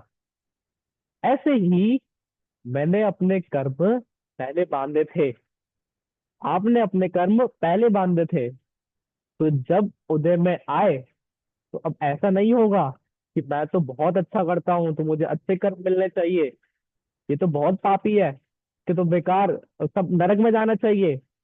ऐसा नहीं होगा। जो आपने किया होगा उसी का फल आपको मिलेगा। एक और कहानी ऐसी चलती है कि दो दोस्त थे। एक बिल्कुल धर्मात्मा, रोज मंदिर जाता, रोज विधान करता, पूजा करता, भक्ति करता। और दूसरा मंदिर नहीं जाता, मूवी देखने जाता था, खेलने जाता था, सब कुछ करता था। अब वो दोनों दोस्त रास्ते से ऐसे जा रहे थे, रास्ते से जा रहे थे, तो जो धर्मात्मा वाला दोस्त था वो गड्ढे में गिर गया। अब उसको बड़ी मुश्किल से बाहर निकाला दूसरे वाले ने। अब ऐसे ही फिर थोड़ा सा और आगे चले, तो जो बुरा करता था, जो पाप क्रिया में करता था, उसको सामने सोने की पोटली पड़ी मिली। सोने की पोटली। अब उसके मन में आए कि देख, तू रोज मंदिर जाता है ना, मैं तो नहीं जाता, मुझे तो सोना मिला और तुझे अब धोने पड़ेंगे तेरे को। और ऐसा जब उन्होंने देखी परिस्थिति, तो जब धर्मात्मा वाला था वो मुनिराज के पास गया कि ऐसा क्यों हो रहा है, ऐसा क्या हो रहा है, मेरे साथ हमेशा बुरा होता है, उसके साथ हमेशा अच्छा होता है। तब तब विराज ने उन्हें बताया कि आज आज तुझे फांसी मिलने वाली थी, और जो वो तेरा दूसरा दोस्त है ना, वो आज यहाँ का राजा बनने वाला था। पर जो तुमने जिंदगी भर अच्छे अच्छे कर्म किए, इससे तेरी फांसी की सजा घट के गड्ढे जितनी हो गई, और जो उसने बेकार कर्म किए, उससे उसकी राजा बनने वाली जो उपलब्धि थी, वो बस कुछ सोने जितनी हो गई। ऐसे ही हमारे कर्मों में निरंतर ऊंच नीच होती रहती है। निरंतर हमारे जो बांधे हुए कर्म थे, उनमें उच्चता और नीचता होती रहती है। किस पर? जो हम अभी वर्तमान की क्रिया कर रहे हैं। जी मैत्री जी बोलिए। पंडित जी, जो आपने बताया ना कि संसार में हम जैसे रहते हैं तो लोगों के संपर्क में रहते हैं, तो किसी ने कुछ किया तो उस पर राग द्वेष तो आएगा ही। अगर भाव कर्म को कंट्रोल करना है तो भगवान जी का क्या था, वो अच्छा था, संसार से जंगल में चले जाते थे, कोई आसपास रहता नहीं था, तो भाव को कंट्रोल करना आसान था। अभी क्या होता है कि सबके संपर्क में रहते हैं तो भाव कंट्रोल में नहीं आते, हर घड़ी बदलते रहते हैं, तो वो कैसे कर सकते हैं? अब इनका प्रश्न है मैत्री जी का, सबके साथ में रहकर हम अपने भाव कर्म कंट्रोल कैसे करें। सही बोल रहा हूँ मैं? प्रश्न यही है आपका शॉर्ट में। सबके साथ रहकर हम अपने कर्म, अपने भाव कर्म कंट्रोल कैसे करें। भरत चक्रवर्ती, जो 6 खंडों के बीच में है, जो 96,000 रानियों के बीच में है, जो इतने सारे धन संपत्ति के बीच में है, वो इस बीच में रहकर भी अपना राग द्वेष और मोह कंट्रोल कर रहा है। तो इसका मतलब यह नहीं है कि जंगल में जाएंगे तभी राग द्वेष मोह कंट्रोल होंगे। और दूसरा, ऐसे भी हैं जो जंगल में गए थे, उन्होंने दीक्षा भी ली थी। किसके साथ ली थी? आदिनाथ भगवान के साथ ली थी। किसने ली थी? मारीच ने ली थी। फिर भी अपने राग द्वेष मोह कंट्रोल नहीं किए। उसके बाद क्या हुआ? उसने उल्टे अन्य मत चला दिए। तो ये जो राग द्वेष मोह का कंट्रोल है ना, ये संग में रहने से या अकेले रहने से नहीं होता, ये तो अपने में रहने से होता है। दोबारा, संग में रहने से और अकेले रहने से नहीं होता, इन दोनों के बीच में भी अपने में रहने से राग द्वेष और मोह घटते हैं। तब जाके द्रव्य कर्म सुधरेंगे, तब जाके भाव कर्म सुधरेंगे। अब सबसे अंतिम स्लाइड मैं आपको शेयर करूंगा, क्योंकि एक प्रश्न होता है हमारा, मैं कैसे कंट्रोल करूं अपना पास्ट, अपना प्रेजेंट, अपना फ्यूचर। कि मैं अपना चाहूं अच्छे कर्म बन जाए तो अच्छे कर्म बन सकते हैं क्या? तो ये सब जो हमारे प्रश्न होते हैं, इसके लिए मैं लास्ट स्लाइड आपको शेयर करूंगा। हाँ, 3 शब्द बीच में लिखे हैं: उत्कर्षण, अपकर्षण और संक्रमण। एक समय का परिणाम, भूत वर्तमान भविष्य तीनों प्रभावित। जो हमारी प्रॉब्लम थी उसका सॉल्यूशन थोड़ा थोड़ा दिख रहा है, थोड़ी थोड़ी उमंग जाग रही है कि सॉल्यूशन मिल सकता है। क्या सॉल्यूशन है? उत्कर्षण, यानी जो कर्मों का प्रभाव आना था वो बढ़ जाए। अपकर्षण, जो कर्मों का प्रभाव आना था वो घट जाए। संक्रमण, जो कर्म आने थे वो उसकी डायरेक्शन ही चेंज हो जाए। यदि पाप आना था तो वो पुण्य बदल जाए, पुण्य होना था तो वो पाप हो जाए। ये 3 अवस्थाएं, बढ़ाना, घटाना और बदलना, ये तीनों अभी मेरे ही हाथ में है। भूत वर्तमान और भविष्य, मैं तीनों उससे अपना बदल हूँ, केवल अपने परिणामों से। यदि मेरे परिणाम सही है, अच्छे हैं, तो मेरे पुराने जो बुरे कर्म है वो सब बदलकर अब धीरे धीरे घटकर ऐसे उदय में आ जाएंगे कि मुझे पता ही नहीं चलेगा उदय में आ गए। अच्छा, आप सब अभी यहाँ हैं, मीटिंग में है, 2 घंटे कल भी थे, परसों भी थे, तो अगर टोटल टाइम करें 6 घंटा। अब इन 6 घंटों में ना जाने कितने कर्म आपके बुरे कर्म जो पलट गए, जो उदय में आकर चले गए और हमें पता ही नहीं चला। और कितने ही अच्छे कर्म, कितने ही शुभ कर्म ना जाने बंद गए कि वो भी पता नहीं चला। एक और मुझे थोड़ा सा प्रसंग याद आ रहा है, बहुत इंटरेस्टिंग है, ध्यान से सुनना। थोड़ा सा भी अगर इधर उधर हो गया तो जो भाव ख्याल करना था वो नहीं आएगा। देखिए, समवशरण था महावीर भगवान का। महावीर भगवान के समवशरण में सब जा रहे थे। अब समवशरण में हर तरह के मुनिराज, रिद्धिधारी मुनिराज भी, अवधि ज्ञानी मुनिराज भी, मन अपरिज्ञानी मुनिराज भी, हर तरह के मुनिराज वहां पर थे। तो अब राजा श्रेणिक वहां से सबके दर्शन करते हुए जा रहा था। तब एक मुनिराज उन्हें बिल्कुल ऐसे ध्यान मुद्रा में बैठे हुए दिखे, और ऐसा लग रहा था बिल्कुल अभी मोक्ष में जाएंगे, ऐसे मुनिराज उन्हें दिखे। किसको? राजा श्रेणिक को। अब श्रेणिक ने बगल वाले दूसरे मुनिराज से पूछा, जो अवधि ज्ञानी है, कि ये मुनिराज, यदि अभी इनका मरण हो जाए तो ये कहाँ जाएंगे? क्या पूछा? कि अभी यदि इन मुनिराज का मरण हो जाए तो ये किस गति में जाएंगे? तो उन मुनिराज ने कहा, 7 में नरक है। ऐसा लग रहा है ये तो अभी मोक्ष जाने वाले हैं, तो आप फिर 7 में नरक जाएंगे क्यों? अभी इनके भाव थोड़े इधर उधर बिगड़ रहे थे, इसलिए उनका अगर इस समय मरण हो जाता तो वो 7 में नरक जाते। तो अच्छा अच्छा, अब बताओ, यदि अब मरण हो जाए तो वो कहाँ जाएंगे? कि पहले नरक?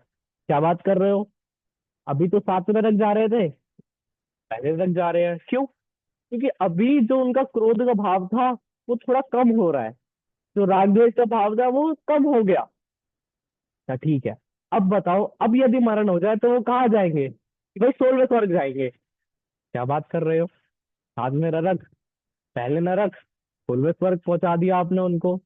3 सेकंड में 3 उत्तर दे दिया आपने कि अभी जो उनके शुभ भाव थे वो बहुत उत्कृष्ट हो रहे हैं, कि अभी यदि मरण हो जाता तो 16वें स्वर्ग जाएंगे। अब इतने में कई देव इधर उधर जा रहे थे। मुनिराज से पूछा, ये देव कहाँ जा रहे हैं? इस जिन मुनिराज की तुम बात कर रहे थे ना, उनका समवसरण लगा है, उनको केवल ज्ञान हो गया, इसलिए देव वहां जा रहे हैं। लो,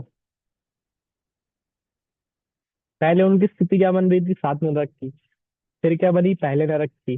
फिर क्या बनी? 16वें स्वर्ग की। और अब अगले सेकंड में केवल ज्ञान हो गया। किसने कराया उनको केवल ज्ञान? किसने इनके कर्म का परिवर्तन किया? किसी ने भी नहीं किया, ये सब मैंने किया। मैं अपने कर्मों का खुद करता हूँ। जो मैं परिणाम अभी इस समय कर रहा हूँ, उसी के हिसाब से बदल कर मेरे कर्मों का उदय मुझे दिखाई दे रहा है। हम सबके लाइफ में हमेशा चॉइसेस आती है। कैसी चॉइस? जब 11th में आते हैं तब कॉमर्स, साइंस और आर्ट्स, और जब कॉलेज में जाते हैं तब सब्जेक्ट लेने की चॉइस आती है। इससे पहले 6th क्लास में भी आती है, संस्कृत या हिंदी, इस टाइप की चॉइसेस आती है। तो क्या उमंग भैया अनम्यूट करे, आपने क्या लिया था जब आप 9th क्लास में थे, 10th क्लास में थे? साइंस। साइंस। अब आप इमेजिन करिए, आप उस समय साइंस ना लेकर कॉमर्स ली होती आपने, तो आपने कभी विजुअलाइज किया खुद को कि आप कहाँ होते? पूरी नहीं, मतलब अलग ही जगह पे पूरी होते, चेंज हो जाती। अब आपने कॉमर्स की जगह वहां आर्ट्स ली होती, फिर पूरा अलग। पूरा अलग होता। अब लब्धि, अगर आप शाश्वत धाम ना जाते, घर में ही रहते, तो वो सेम होता जैसा सबकी अभी हो रहा जगह है, या अलग अलग एंजॉय होता? कर रहे। अलग एंजॉय कर रहे बहुत होते। अलग। अब ये सेमिनार ना होता, कुछ और कुछ भी ना होता, तो क्या कर रहे होते सभी लोग? सो रहे होते। सो रहे फोन होते, चला रहे होते। फोन चला रहे होते। हाँ, यही मेरी लाइफ की चॉइसेस मेरे हाथ में है। मैं चाहूं हर सिचुएशन में राग, द्वेष और मोह को अब कम करके, फिर उसका अभाव करके अपने कर्मों को कंट्रोल कर सकता हूँ। और मैं ही चाहूं तो अच्छे संयोग मिलने के बाद भी, अच्छा समागम होने के बाद भी, बुरे राग द्वेष मोह करके इन सबको उल्टा कर दूं। करोड़पति को रोड़पति होना है, कितना टाइम लगेगा? कि करोड़पति में से क हटा दो, हो गया। एक ही दिन में किसी भी कंपनी का स्टॉक इतना गिर जाता है कि वो करप्ट हो जाती है, और एक ही दिन में बढ़ भी जाता है। किसे पता था 2016 में, सॉरी 19 में लॉकडाउन लगेगा? ये सब मेरे ही राग द्वेष मोह के कारण ये बदलती हुई स्थिति हो जाती है। एक दिन अच्छा, एक दिन बुरा, या कहे एक समय में अच्छा लगने वाली चीज मुझे अगले समय बुरी लगने लगती है। अच्छा, हम सबको घूमने जाना है, फिर से हम घूमने जा रहे हैं। अभी तो पावागढ़ गए थे, अब थोड़ी बड़ी जगह घूमने जा रहे हैं। हम जा रहे हैं सब यूएसए घूमने। फ्लाइट है हमारी सबकी आज शाम को। शाम को क्या, 5 बज रहे हैं अभी, बस 6 बजे फ्लाइट है। हम सबको जाना है, इतने एक्साइटेड है हम। एक महीने पहले से शॉपिंग चालू है, बिल्कुल एक्साइटेड, बहुत मजा आने वाला है, फ्लाइट जाना है बिल्कुल। घूमने जाएंगे, यहाँ जाएंगे, वहां जाएंगे, सब एंजॉय करने वाले हैं। और इतने में ही जैसे आप फ्लाइट के लिए निकल रहे हैं, आपको खबर आती है कि आपके किसी प्रियजन का मरण हो गया। अब सबसे पहला ख्याल क्या आएगा? अरे तो फ्लाइट हुई हुई थी, इसको कैंसिल करनी पड़ेगी, कहीं करना पड़ेगा, इसको वो करना पड़ेगा, हटानी पड़ेगी, नुकसान हो गया फालतू में। उमंग भैया बहुत पैसा इकट्ठा करके 1 करोड़ की गाड़ी ली है, ऑडी। निकले हैं उसको, अभी शोरूम से निकाल के लाए हैं, अभी घर में टीका करा दिया, सब सबको दिखा दिया, फोटो अपलोड हो गई। और अब रात में निकले लॉन्ग ड्राइव पे 1 करोड़ की गाड़ी में। पुण्य का उदय है बहुत तगड़ा, इतना पुण्य का उदय नहीं आता किसी का भी। इस पुण्य के उदय में उसी गाड़ी से एक्सीडेंट हो जाए, अब वो पुण्य का उदय था कि पाप का उदय था? देखिए, संयोग वही है, एक ही वस्तु है, पर उसी में ही मेरे राग द्वेष और मोह मुझसे क्या मैं कर रहा हूँ उस समय, उसके अकॉर्डिंग मेरे को आगे के कर्म बनते हैं, और उसके अकॉर्डिंग ही पुराने कर्म मुझे फल देते हैं। इस प्रकार की कर्म की थ्योरी, कर्म का सिद्धांत जो मेरे हाथ में, मेरे ही विकल्पों में है, परंतु हमारा ध्यान यहाँ शुभ कर्म की ओर नहीं होना चाहिए। क्या बोला? कि बुरे बुरे कर्म तो ना करूं, अच्छे अच्छे कर्म कर लेता हूं तो सुखी रहूंगा। परंतु जैन धर्म तो अकर्म, यानी सारे कर्मों से रहित रहने में है। देखिए, यदि अच्छे कर्म भी सही होते तो अरिहंत कभी सिद्ध ना बनते। अरिहंतों के पास सिर्फ अच्छे कर्म बचे हैं, सब चीज बढ़िया चल रही है, समाज शरण बहुत अच्छा चल रहा है, सब उनकी पूजा कर रहे हैं। बताइए, अगर अरिहंत अभी बने रहे संसार में, कितना बढ़िया माहौल रहे, कोई लड़ाई नहीं, कोई झगड़े नहीं, कोई बीमारी नहीं। पर फिर भी अपने शुभ कर्मों का नाश करके वो अकर्म, सारे कर्मों से रहित रहने में ही मेरा मेरा कल्याण है, सिद्ध गति में जाने में ही मेरा कल्याण है। और ये कैसे हो? लक्ष्य, टारगेट हमें वही रखना है, टारगेट सिद्ध वाला रखना है, तो मैं अकर्म भी तभी हो पाऊंगा। और उसी के प्रोसेस में एक एक स्टेप चढ़ेंगे, तो पहले मेरे सारे बुरे बुरे कर्म जाएंगे, अच्छे अच्छे कर्म आएंगे, फिर वो अच्छे वाले कर्म है वो जाएंगे, तब जाके ये सिद्ध अवस्था मुझे प्राप्त होगी। और यही मुझे प्राप्त करनी है। इसी के साथ हमारी बात तो यहाँ खत्म होती है, और अब बात करते हैं आपसे। बताइए, प्रश्नों का समय चालू होता है।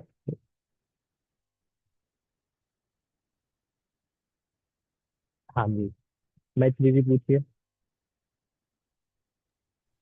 हाँ जी पंडित जी, अभी हम जो कर्म की बात कर रहे हैं, तो अगर कोई बीमार हुआ, हम मेडिसिन लेते हैं तो तुरंत अच्छा भी हो जाता है।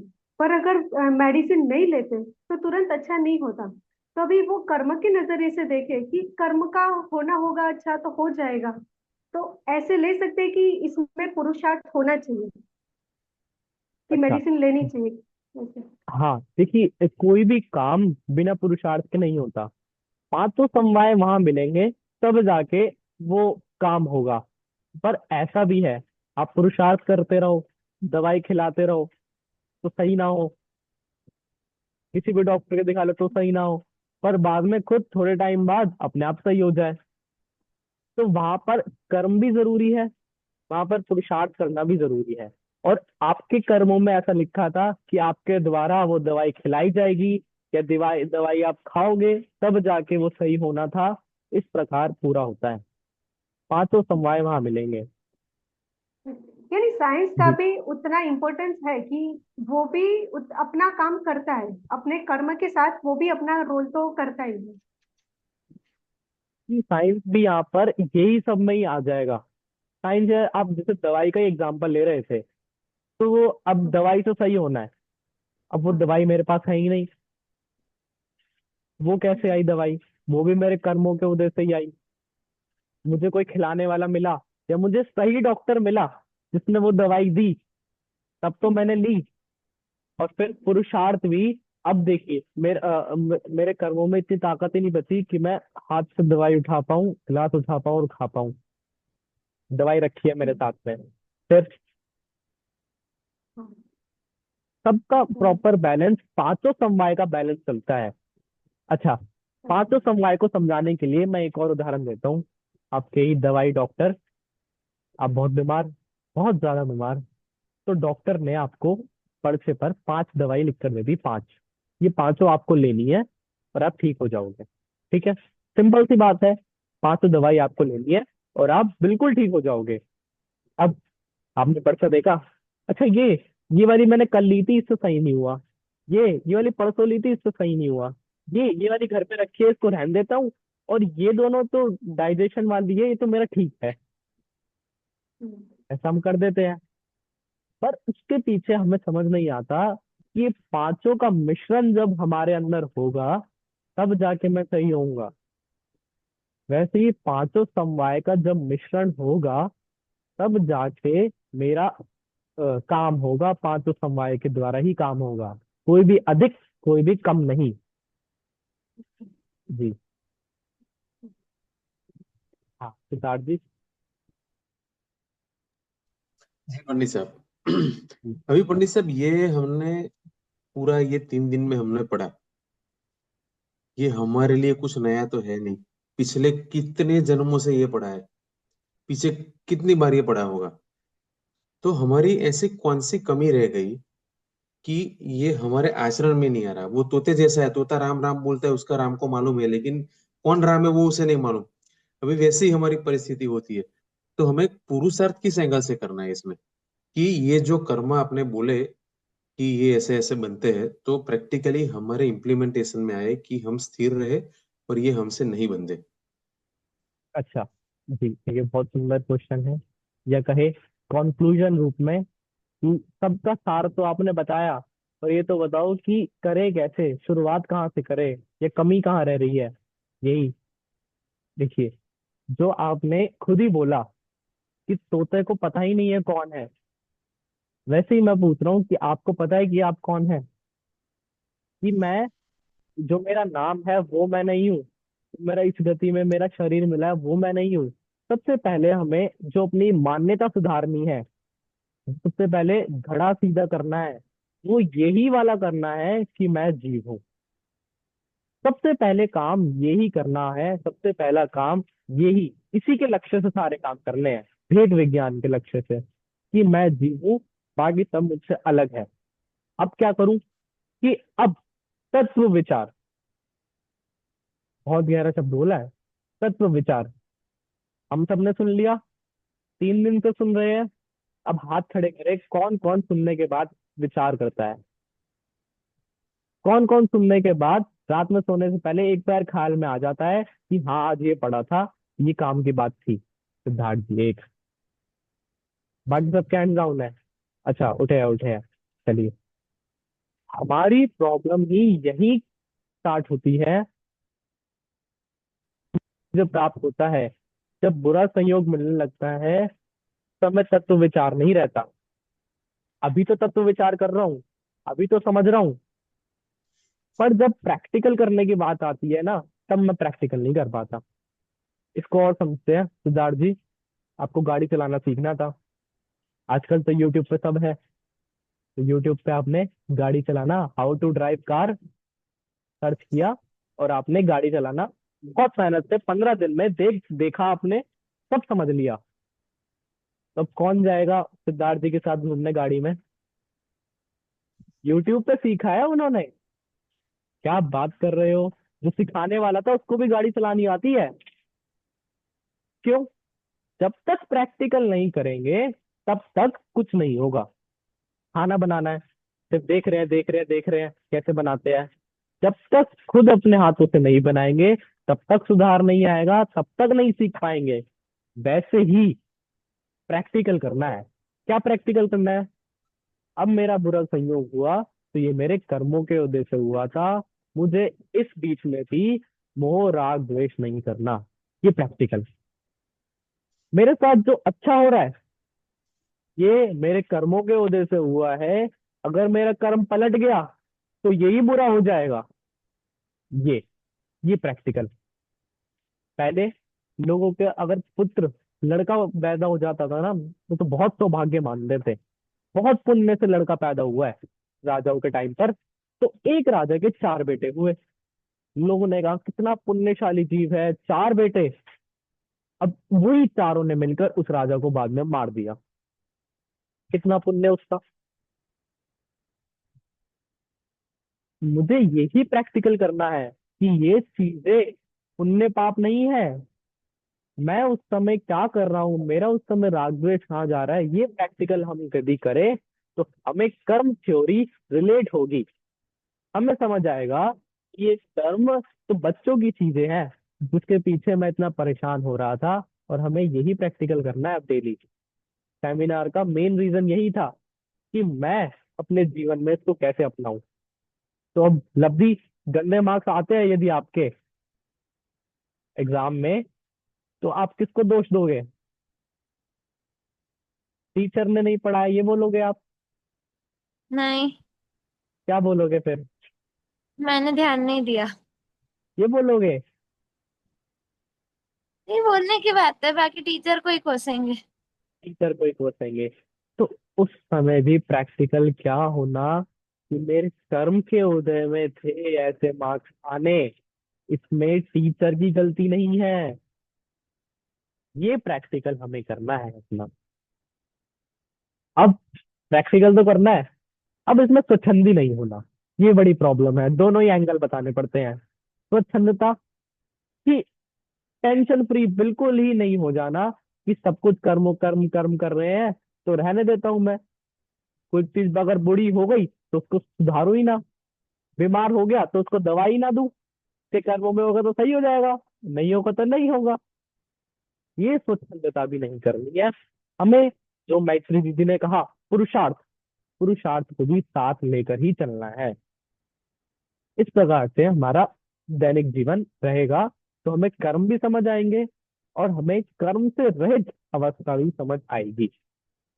जी हाँ, श्रद्धा जी। जैसे थोड़ा आपने सा हमने हमने जैसे समझा कि कोई भी क्रिया जो हमें दुख देती है वो चीज हमें नहीं करनी चाहिए। जैसे उपवास करते हैं तो अगर हमें बार बार खाने के ख्याल आते हैं तो वो उपवास का फल नहीं मिलता है। वैसे ही हमारे नियम में है कि हमें रात्रि भोजन नहीं करना है, पर लेकिन जब रात्रि भोजन का नियम लेते हैं और फिर जब रात में नहीं खाना रहता है तब पूरे टाइम वही ख्याल आता है कि नहीं खाना तो नहीं है, पर कल सुबह होके मैं ये खा लूंगी, कल सुबह होके मैं ये खा लूंगी। तो वो रात्रि भोजन का भी उसमें नहीं होगा ना उससे। जी वो तो उस रात्रि समय भोजन के, हाँ जी, ये तो उस समय के विचार पर ही निर्भर है कि अगर आप सोच रहे हैं अगर रात नहीं हुई थी ना या ये नियम नहीं होता तो मैं अभी खा लेता, तो उस समय तो क्या आपका करना ये चाहिए? रात्रि। तो फिर रात्रि भोजन का नियम लेते हैं तो ऐसा होता है, और हमें रात्रि भोजन नहीं करना है तो फिर उस समय हमें क्या करना चाहिए? यही करना हमें एक ही काम है, राग द्वेष और मोह को हटाना है, घटाना है। जिस खाने का मेरी इच्छा हो रही है उसके प्रति राग हटाना, उसके प्रति अपना मोह हटाना। ऐसा उस समय चिंतन करना कि इस खाना खाने से मैं जिंदा नहीं हूँ, मेरी आयु कर्म अभी बाकी है इसलिए मैं उस समय जीवित हूँ। ये खाना, अभी तो खाना खाने से मैं बीमार हो गया तो वो खाना पुण्य का वजह से मिला था या पाप के वजह से मिला था? उस समय ऐसे हम अपना विवेक पूर्वक इस टाइप के विचार करें खुद से तो हमारा ये समस्या भी पूरी सॉल्व हो जाएगी। जी। चेतना जी कुछ पूछ रहे थे आप? उसमें ये बता रही थी कि साथ में स्वाध्याय भी होना बहुत जरूरी है, तभी तो अच्छा ये विचार टिके हाँ रहेंगे ऐसे। जी, वो सिद्धार्थ जी का ऐसा प्रश्न था ना कि हमने 3 दिन का सेमिनार सुना, पहले भी सुनते आए हैं, तो अब क्या प्रॉब्लम है उसमें तत्व विचार। अब विचार कब होंगे? विचार भी तो तभी होंगे जब इससे पहले कुछ पढ़ा होगा, जब इससे पहले कुछ समझा होगा, सुना होगा। ये स्वाध्याय वही काम करता है कि जो हमने सुना अब उसका चिंतन करना है, जो हमने पढ़ा अब उसका चिंतन करना है, तब जाके ही तो हम कुछ कर पाएंगे। अब हमारे पास रॉ मटेरियल नहीं है, कुछ कुछ रॉ मटेरियल नहीं दिया आपको और कहा शर्ट बनाओ। कुछ तो दो, कपड़ा तो दो, सामान तो दो। तो ये रॉ मटेरियल हमें स्वाध्याय से, हमें मंदिर जाने से, या कहें हमें श्रवण से, धर्म सुनने से हमें ये रॉ मटेरियल मिलता है। और इस पर जब वर्क करेंगे तो वही तत्व विचार वाला काम है। तो रॉ मटेरियल के लिए तो हमें करना ही पड़ेगा, स्वाध्याय करना ही चाहिए। और इस समय भी मैं आपसे पूछूं उमंग भैया, आपके किसी पे गुस्सा आने के भाव हो रहे हैं क्या अभी? अच्छा, किसी पर मान करने के भाव हो रहे हैं क्या? मायाचारी करने के, चोरी करने के, हिंसा करने के, पाप करने के, कुछ कुछ भाव नहीं हो रहे? स्वाध्याय करने से सारे पापों का नाश तो ऐसे ही हो गया। इसलिए स्वाध्याय करने के बाद जो मेरा तत्व विचार होगा, उस समय भी जो विचार में मेरे चलेगा, उस समय में भी सारे पाप मेरे नष्ट हो जाएंगे। सारे कर्मों की निर्जरा धीरे धीरे ऐसे ही होगी। इसलिए स्वाध्याय भी बहुत जरूरी है, स्वाध्याय ही जरूरी है जी। और किसी के? एक चीज नहीं समझ में आती पंडित जी, जो श्रद्धा जी ने पहले दिन भी पूछा था कि शरीर मतलब हम तो आत्मा है, तो कर्म कैसे जुड़ते हैं हमारे साथ, और मतलब ये शरीर करता है, जुड़ता हमेशा चीजें हमेशा आत्मा से है, तो ये कैसे लिंक होता है कि देखिए, वो आत्मा आज से क्लियर ही हुआ कर्म ना। जुड़ते हाँ, सबसे पहले तो अनादि से, जब से टाइम स्टार्ट हुआ है ना, तब से कर्म आत्मा में चिपके हुए हैं। ऐसा नहीं है किसी ने चिपकाए हो, हमारी आत्मा से ये कर्म स्टार्टिंग से, अनादि से ही चिपके हुए हैं। अब क्या होता है कि जो चिपके हुए कर्म थे ना, उसमें नए जुड़ते हैं और पुराने वाले जाते हैं। नए आए, पुराने गए। अब और देखना, जितने नए आए उतने ही पुराने गए। तो जो अनादि से जुड़े हुए हैं वो तो अब तक चले गए होंगे सारे, रिन्यू हो गए ना एक तरह से। जो होने चाहिए थे उसके बदले अब नए आए, हर समय नए आ रहे हैं, हर सेकंड हर समय नए कर्म आ रहे हैं। पुराने वाले खिर रहे हैं, चले जा रहे हैं। तो अब जो आने वाले कर्म है वो तो मेरे हाथ में है ना। कैसे? परिणामों को सुधार कर। जो आज का लास्ट में हमने किया, अपने परिणामों को सुधार कर मैं कंट्रोल कर रहा हूँ। किसको? आने वाले कर्म को, जाने वाले कर्म को, प्रेजेंट के कर्म को। तो फिर अब ये आत्मा थोड़ी कर रहा है, ये तो आत्मा जो मिथ्यात्व करता है, तो उसके मिथ्यात्व परिणाम होते हैं, तो उस अकॉर्डिंग कर्म अपने आप आते हैं। आत्मा तो शुद्ध ही है ना, आत्मा तो आत्मा तो, अपने आप में तो शुद्ध ही है। जी, आत्मा तो शुद्ध ही है। अब तो मैंने आपको कहा था कि स्वच्छंद नहीं होना, ये वाली वो बात है कि आत्मा शुद्ध है, हमेशा है, पहले भी थी, अभी भी है, आगे भी शुद्ध रहेगी। पर स्वभाव से है, स्वभाव से। अब पर्याय में, प्रगट अवस्था में जो मिथ्यात्व के कारण वो उल्टे सीधे परिणाम कर रही है, उसके वजह से वो बंधन में ही है। और बंधन में रहकर भी वो निर्मल है। देखिए, जो मेरा ज्ञान गुण है वो कोई नहीं ढक सकता। कोई भी ज्ञानावरण कर्म आ जाए, बड़े से बड़ा ज्ञानावरण कर्म आ जाए, वो मेरा ज्ञान गुण पूरा नहीं ढक सकता। फिर भी आत्मा में ज्ञान रहेगा, इसलिए आत्मा निर्मल है। मेरा सुख गुण, कोई भी बड़ा सा भी बड़ा कर्म आ जाए, वो मेरा सुख गुण नहीं ढक सकते, इसलिए मेरी आत्मा निर्मल है। पर वो कम ज्यादा कर पा रहे हैं, क्योंकि मैं उनको करने दे रहा हूँ। आप तो अभी भी मानिए, शुद्ध हूँ, त्रिकाली हूँ, और जब आप ऐसा मानेंगे और उसके बाद क्रिया भी ऐसी करेंगे तो वो कर्म ऑटोमेटिकली धीरे धीरे कम होते रहेंगे। एक उदाहरण, श्रद्धा जी, 1 मिनट, बस एक उदाहरण और देना चाहूंगा मैं इसी क्वेश्चन के लिए। जब राजाओं को अपने राज्य में कुछ प्रॉब्लम होती दिखती थी ना, तब वो अक्सर क्या करते थे कि उन्हीं का भेष बनाकर, प्रजा का भेष बनाकर वहां जाते थे और देखते थे क्या प्रॉब्लम है, कैसे क्या है। तो एक बार अकबर ऐसे ही भेष बनाकर गया था, उनके बीच में जाकर उन्हीं की तरह रहता था, उन्हीं से की तरह बात करता था, चीजें खरीदता था, भेष बनाकर। अब उमंग, वही आपका प्रश्न था ना, अब वो व्यक्ति, वो राजा है कि नहीं है? राजा है। अरे क्यों? गरीब है, उसका कपड़े देखो, वो क्या खा रहा है, कैसे बोल रहा है, कैसे पहन रहा है। ऐसे ही आत्मा तो शुद्ध है, पर भेष ऐसा बना रखा है मोह के उदय से, मिथ्यात्व के कारण, कि कर्मों में ढका हुआ दिखता है और कर्मों से बंधा हुआ है। आशा है कि आपका ये प्रश्न क्लियर हुआ होगा। हाँ जी, श्रद्धा जी। आपने जैसे बताया कि आत्मा आत्मा से कर्म चिपके हुए, पर आत्मा तो अरूपी है, तो उसके साथ कैसे चिपकेंगे? जी, अच्छा क्वेश्चन, ट्रिक, लॉजिकल क्वेश्चन, कि आत्मा तो अरूपी है, फिर उसके साथ कर्म कैसे चिपके, है ना? अब ऐसे ही दूध में पानी मिला दिया, कैसे कह सकते हो? दूध ही तो दिख रहा है, वाइट बिल्कुल दिख रहा है, पानी कहाँ दिख रहा है इसमें? तो आत्मा और पुद्गल का उस समय एक क्षेत्र अवगाह संबंध है। उस समय क्या आत्मा, क्या पुद्गल आपस में ऐसे मिले हुए हैं कि उनको अलग करना, उनको विभाजन करना समझ ही नहीं आ रहा कहाँ से करे। तो ये तो हम कह देते हैं कि चिपके हुए है, चिपके हुए है।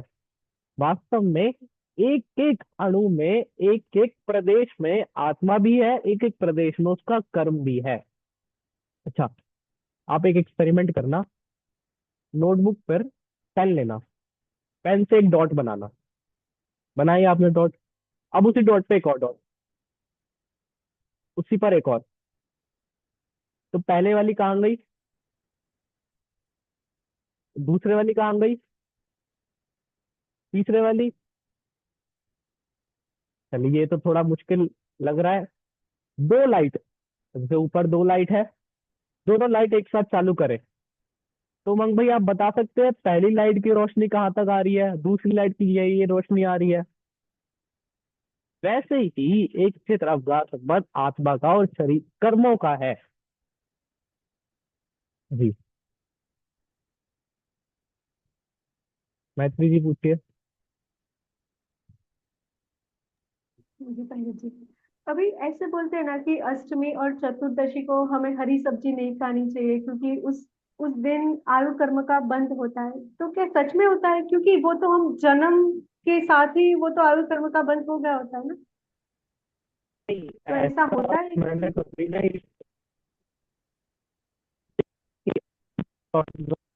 कर, आयु का। आपकी आवाज ब्रेक हो रही है। आवाज नहीं है। आवाज ब्रेक हो रही है पंडित जी।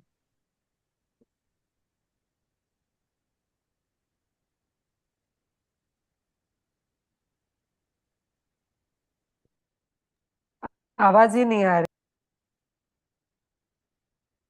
पंडित जी आवाज नहीं आ रही है।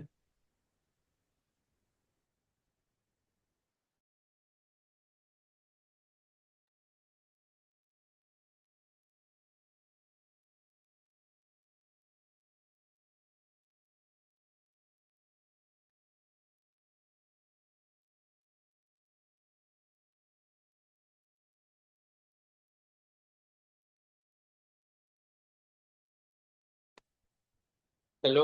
अब अब आ रही है, क्लियर है? कि आपका जो प्रश्न था, दो उसको मैं डिवाइड करूंगा। अष्टमी चतुर्दशी को हरी नहीं खाना चाहिए, ये तो नियम है। पर उस समय आयु कर्म बंधती है, इसलिए नहीं खाना चाहिए, ऐसा कुछ नियम नहीं है। आयु कर्म का अष्टमी चौदस से कोई ऐसा संबंध नहीं है। आयु के जो हमारी अभी करंट आयु है, जैसे 80 साल की आयु है, तो जब इसका बहुभाग बीत जाता है तब जाके हमारी आयु बंधनी चालू होती है। और बाकी सब कर्म का क्या है कि वो हर समय बंध रहे हैं, हर समय उदय में आ रहे हैं। पर आयु कर्म ऐसा है जो सिर्फ एक बार ही बंधता है, और वही आयु कर्म हमेशा उदय में रहता है। जैसे अभी मनुष्य वाली आयु है, तो अब वो मनुष्य वाली चेंज तो हो नहीं सकती कि अभी तिर्यंच बन जाए, अभी देव बन जाए, तो वो ही निरंतर बंध में उदय में रहती है। हाँ जी, आप क्या कह रहे थे? ओके। और वो जो 80 इयर्स की बन गई और वो कुछ ऐसे कर्म हुए कि वो कम हो गई या ज्यादा हो गई, ऐसा नहीं हो सकता ना उसमें? आयु ये, हाँ, इसके पीछे थोड़ा सा अपवाद है। मनुष्य और तिर्यंचों की आयु घट सकती है, बढ़ने का कोई नियम नहीं है, पर घटने का है। देखिए, इसको ऐसे कहते हैं कि मान लीजिए कोई बहुत आपका दुर्घटना एक्सीडेंट होने वाला हो, और आपकी आयु बच रही हो बहुत ज्यादा, 20 साल की, और एक्सीडेंट ऐसा कि आपके शरीर ही खत्म हो जाए, इस तरह का कोई एक्सीडेंट हो जाए। अब आयु तो फिर भी बच गया, तो उसको कंट्रोल कैसे करें? तो पीछे के आयु के कर्म थोड़े से आगे आ जाते हैं, और उस समय हमारी जान बच जाती है, उस समय एक्सीडेंट या कहे ज्यादा चोट नहीं लगती। तो इस प्रकार का आयु का मात्र अपकर्षण होता है, पीछे कर्म आकर आगे आ जाते हैं, पर उसमें भी ये सर्वथा नहीं होता, और हमेशा हर किसी का होता रहे ऐसा भी नहीं होता। बहुत ही अपवाद नियम है, ऐसा ये है, और सिर्फ मनुष्य और तिर्यंचों में ही होता है। और अष्टमी और चतुर्दशी का जो हरी सब्जी नहीं खानी चाहिए, उसका कोई लॉजिक नहीं है, पर ऐसे हिंसा ना हो उसी हिसाब से हमने सब। नहीं, उस समय थोड़ा चांद से उसको रिलेट करते हैं कि चांद उस समय शायद धरती के ज्यादा पास होता है, तो उस ओके। समय उस हरी सब्जियों में ज्यादा जीवों की उत्पत्ति, ऐसा बोलते हैं। बट मुझे ऐसा कंफर्म नहीं है, तो हम आपको बाद में बताएंगे उसका। कि उसमें भी ऐसा होता है ना कि मूंग है तो कितने सारे मूंग खाते हैं, मतलब मान लो 100 दाने जितने मूंग खाते हैं। और जब अगर कोई कुछ भी लौकी ले लो या कुछ, तो एक ही लौकी गई ना उसमें। तो इसमें कठोर खाना चाहिए, वैसा वो लॉजिक नहीं समझ में आता।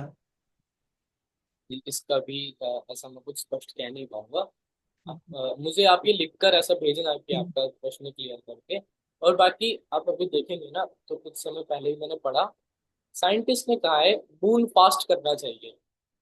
अष्टमी और चौदस को डिक्लेयर कर दिया है कि फास्ट करे तो अच्छा होता है। क्यों? क्योंकि उस समय मून थोड़ा नजदीक होता है, तो मून नजदीक है तो वेव्स उछलती है, समुद्र की वेव्स ज्यादा उछलती है, और हमारी बॉडी क्या है, 70% पानी, तो उसमें भी इफेक्ट पड़ता है। तो अगर हम उस दिन खाना ना खाए, निर्जल उपवास रखें, तो हम और हेल्दी रहते हैं। तो अब साइंटिस्ट ने भी डिक्लेयर कर दिया है, और हमने जैन धर्मों में कई सालों से, 1000-2000 सालों से है ये, तब किसी ने माना नहीं। अब कोई जैनी अष्टमी चौदस का व्रत रखे, क्यों? क्योंकि उसकी बॉडी हेल्दी रहती है, इसलिए। तो वो कौन सा व्रत हुआ, जैन धर्म का कि साइंटिस्ट वाला? तो लॉजिक्स तो लगा सकते हैं, परंतु लॉजिक के छोड़कर हमें ये श्रद्धान होना चाहिए कि हमारी जिह्वानी में ऐसा नियम है तो सही है। ये श्रद्धान जब हुआ, तब ही सम्यक दर्शन की पात्रता, योग्यता होती है। निशंकता, सम्यक दृष्टि का एक गुण होता है निशंकित, कि उसको डाउट नहीं होता। किस बात पर डाउट नहीं होता? कि जो भगवान ने कहा, जो जिह्वानी में लिखा, उस बात पर डाउट नहीं कि उन्होंने कहा है तो सही है। ऐसा गुण उसे प्रकट हो जाता है सम्यक दृष्टि को। तो वो फिर लॉजिक्स नहीं ढूंढता। क्यों? पर अभी तो हमारा काम तो यही है, लॉजिक ढूंढकर हमें सही होना। तो जहां लॉजिक मिल पाए वहां लॉजिक, जहां ना मिल पाए उसको ऐसे ही स्वीकार करना, यही हमारा कर्तव्य होना चाहिए। अब ऐसे ही अगर लॉजिक लगाए आलू में साइंटिस्ट को जीव नहीं दिखते, क्या करें फिर? क्या लॉजिक है फिर इसका? अब तो फिर विश्वास ही करना पड़ेगा कि निगोदिया अनंत निगोदिया होते हैं, इसलिए उनका त्याग करना चाहिए। उस समय हमें दृढ़ विश्वास ही रहना करना पड़ेगा। इसी बात से एक बात मैं अपनी तो विराम करता हूँ। आपके और प्रश्न यदि हो तो पूछ सकते हैं। हाँ, thank you। पंडित जी आपने पंडित जी बहुत ही अभी अच्छा इतना टाइम दिया, बहुत ही अच्छी तरह से समझाया बच्चों को, बहुत अच्छा लगा।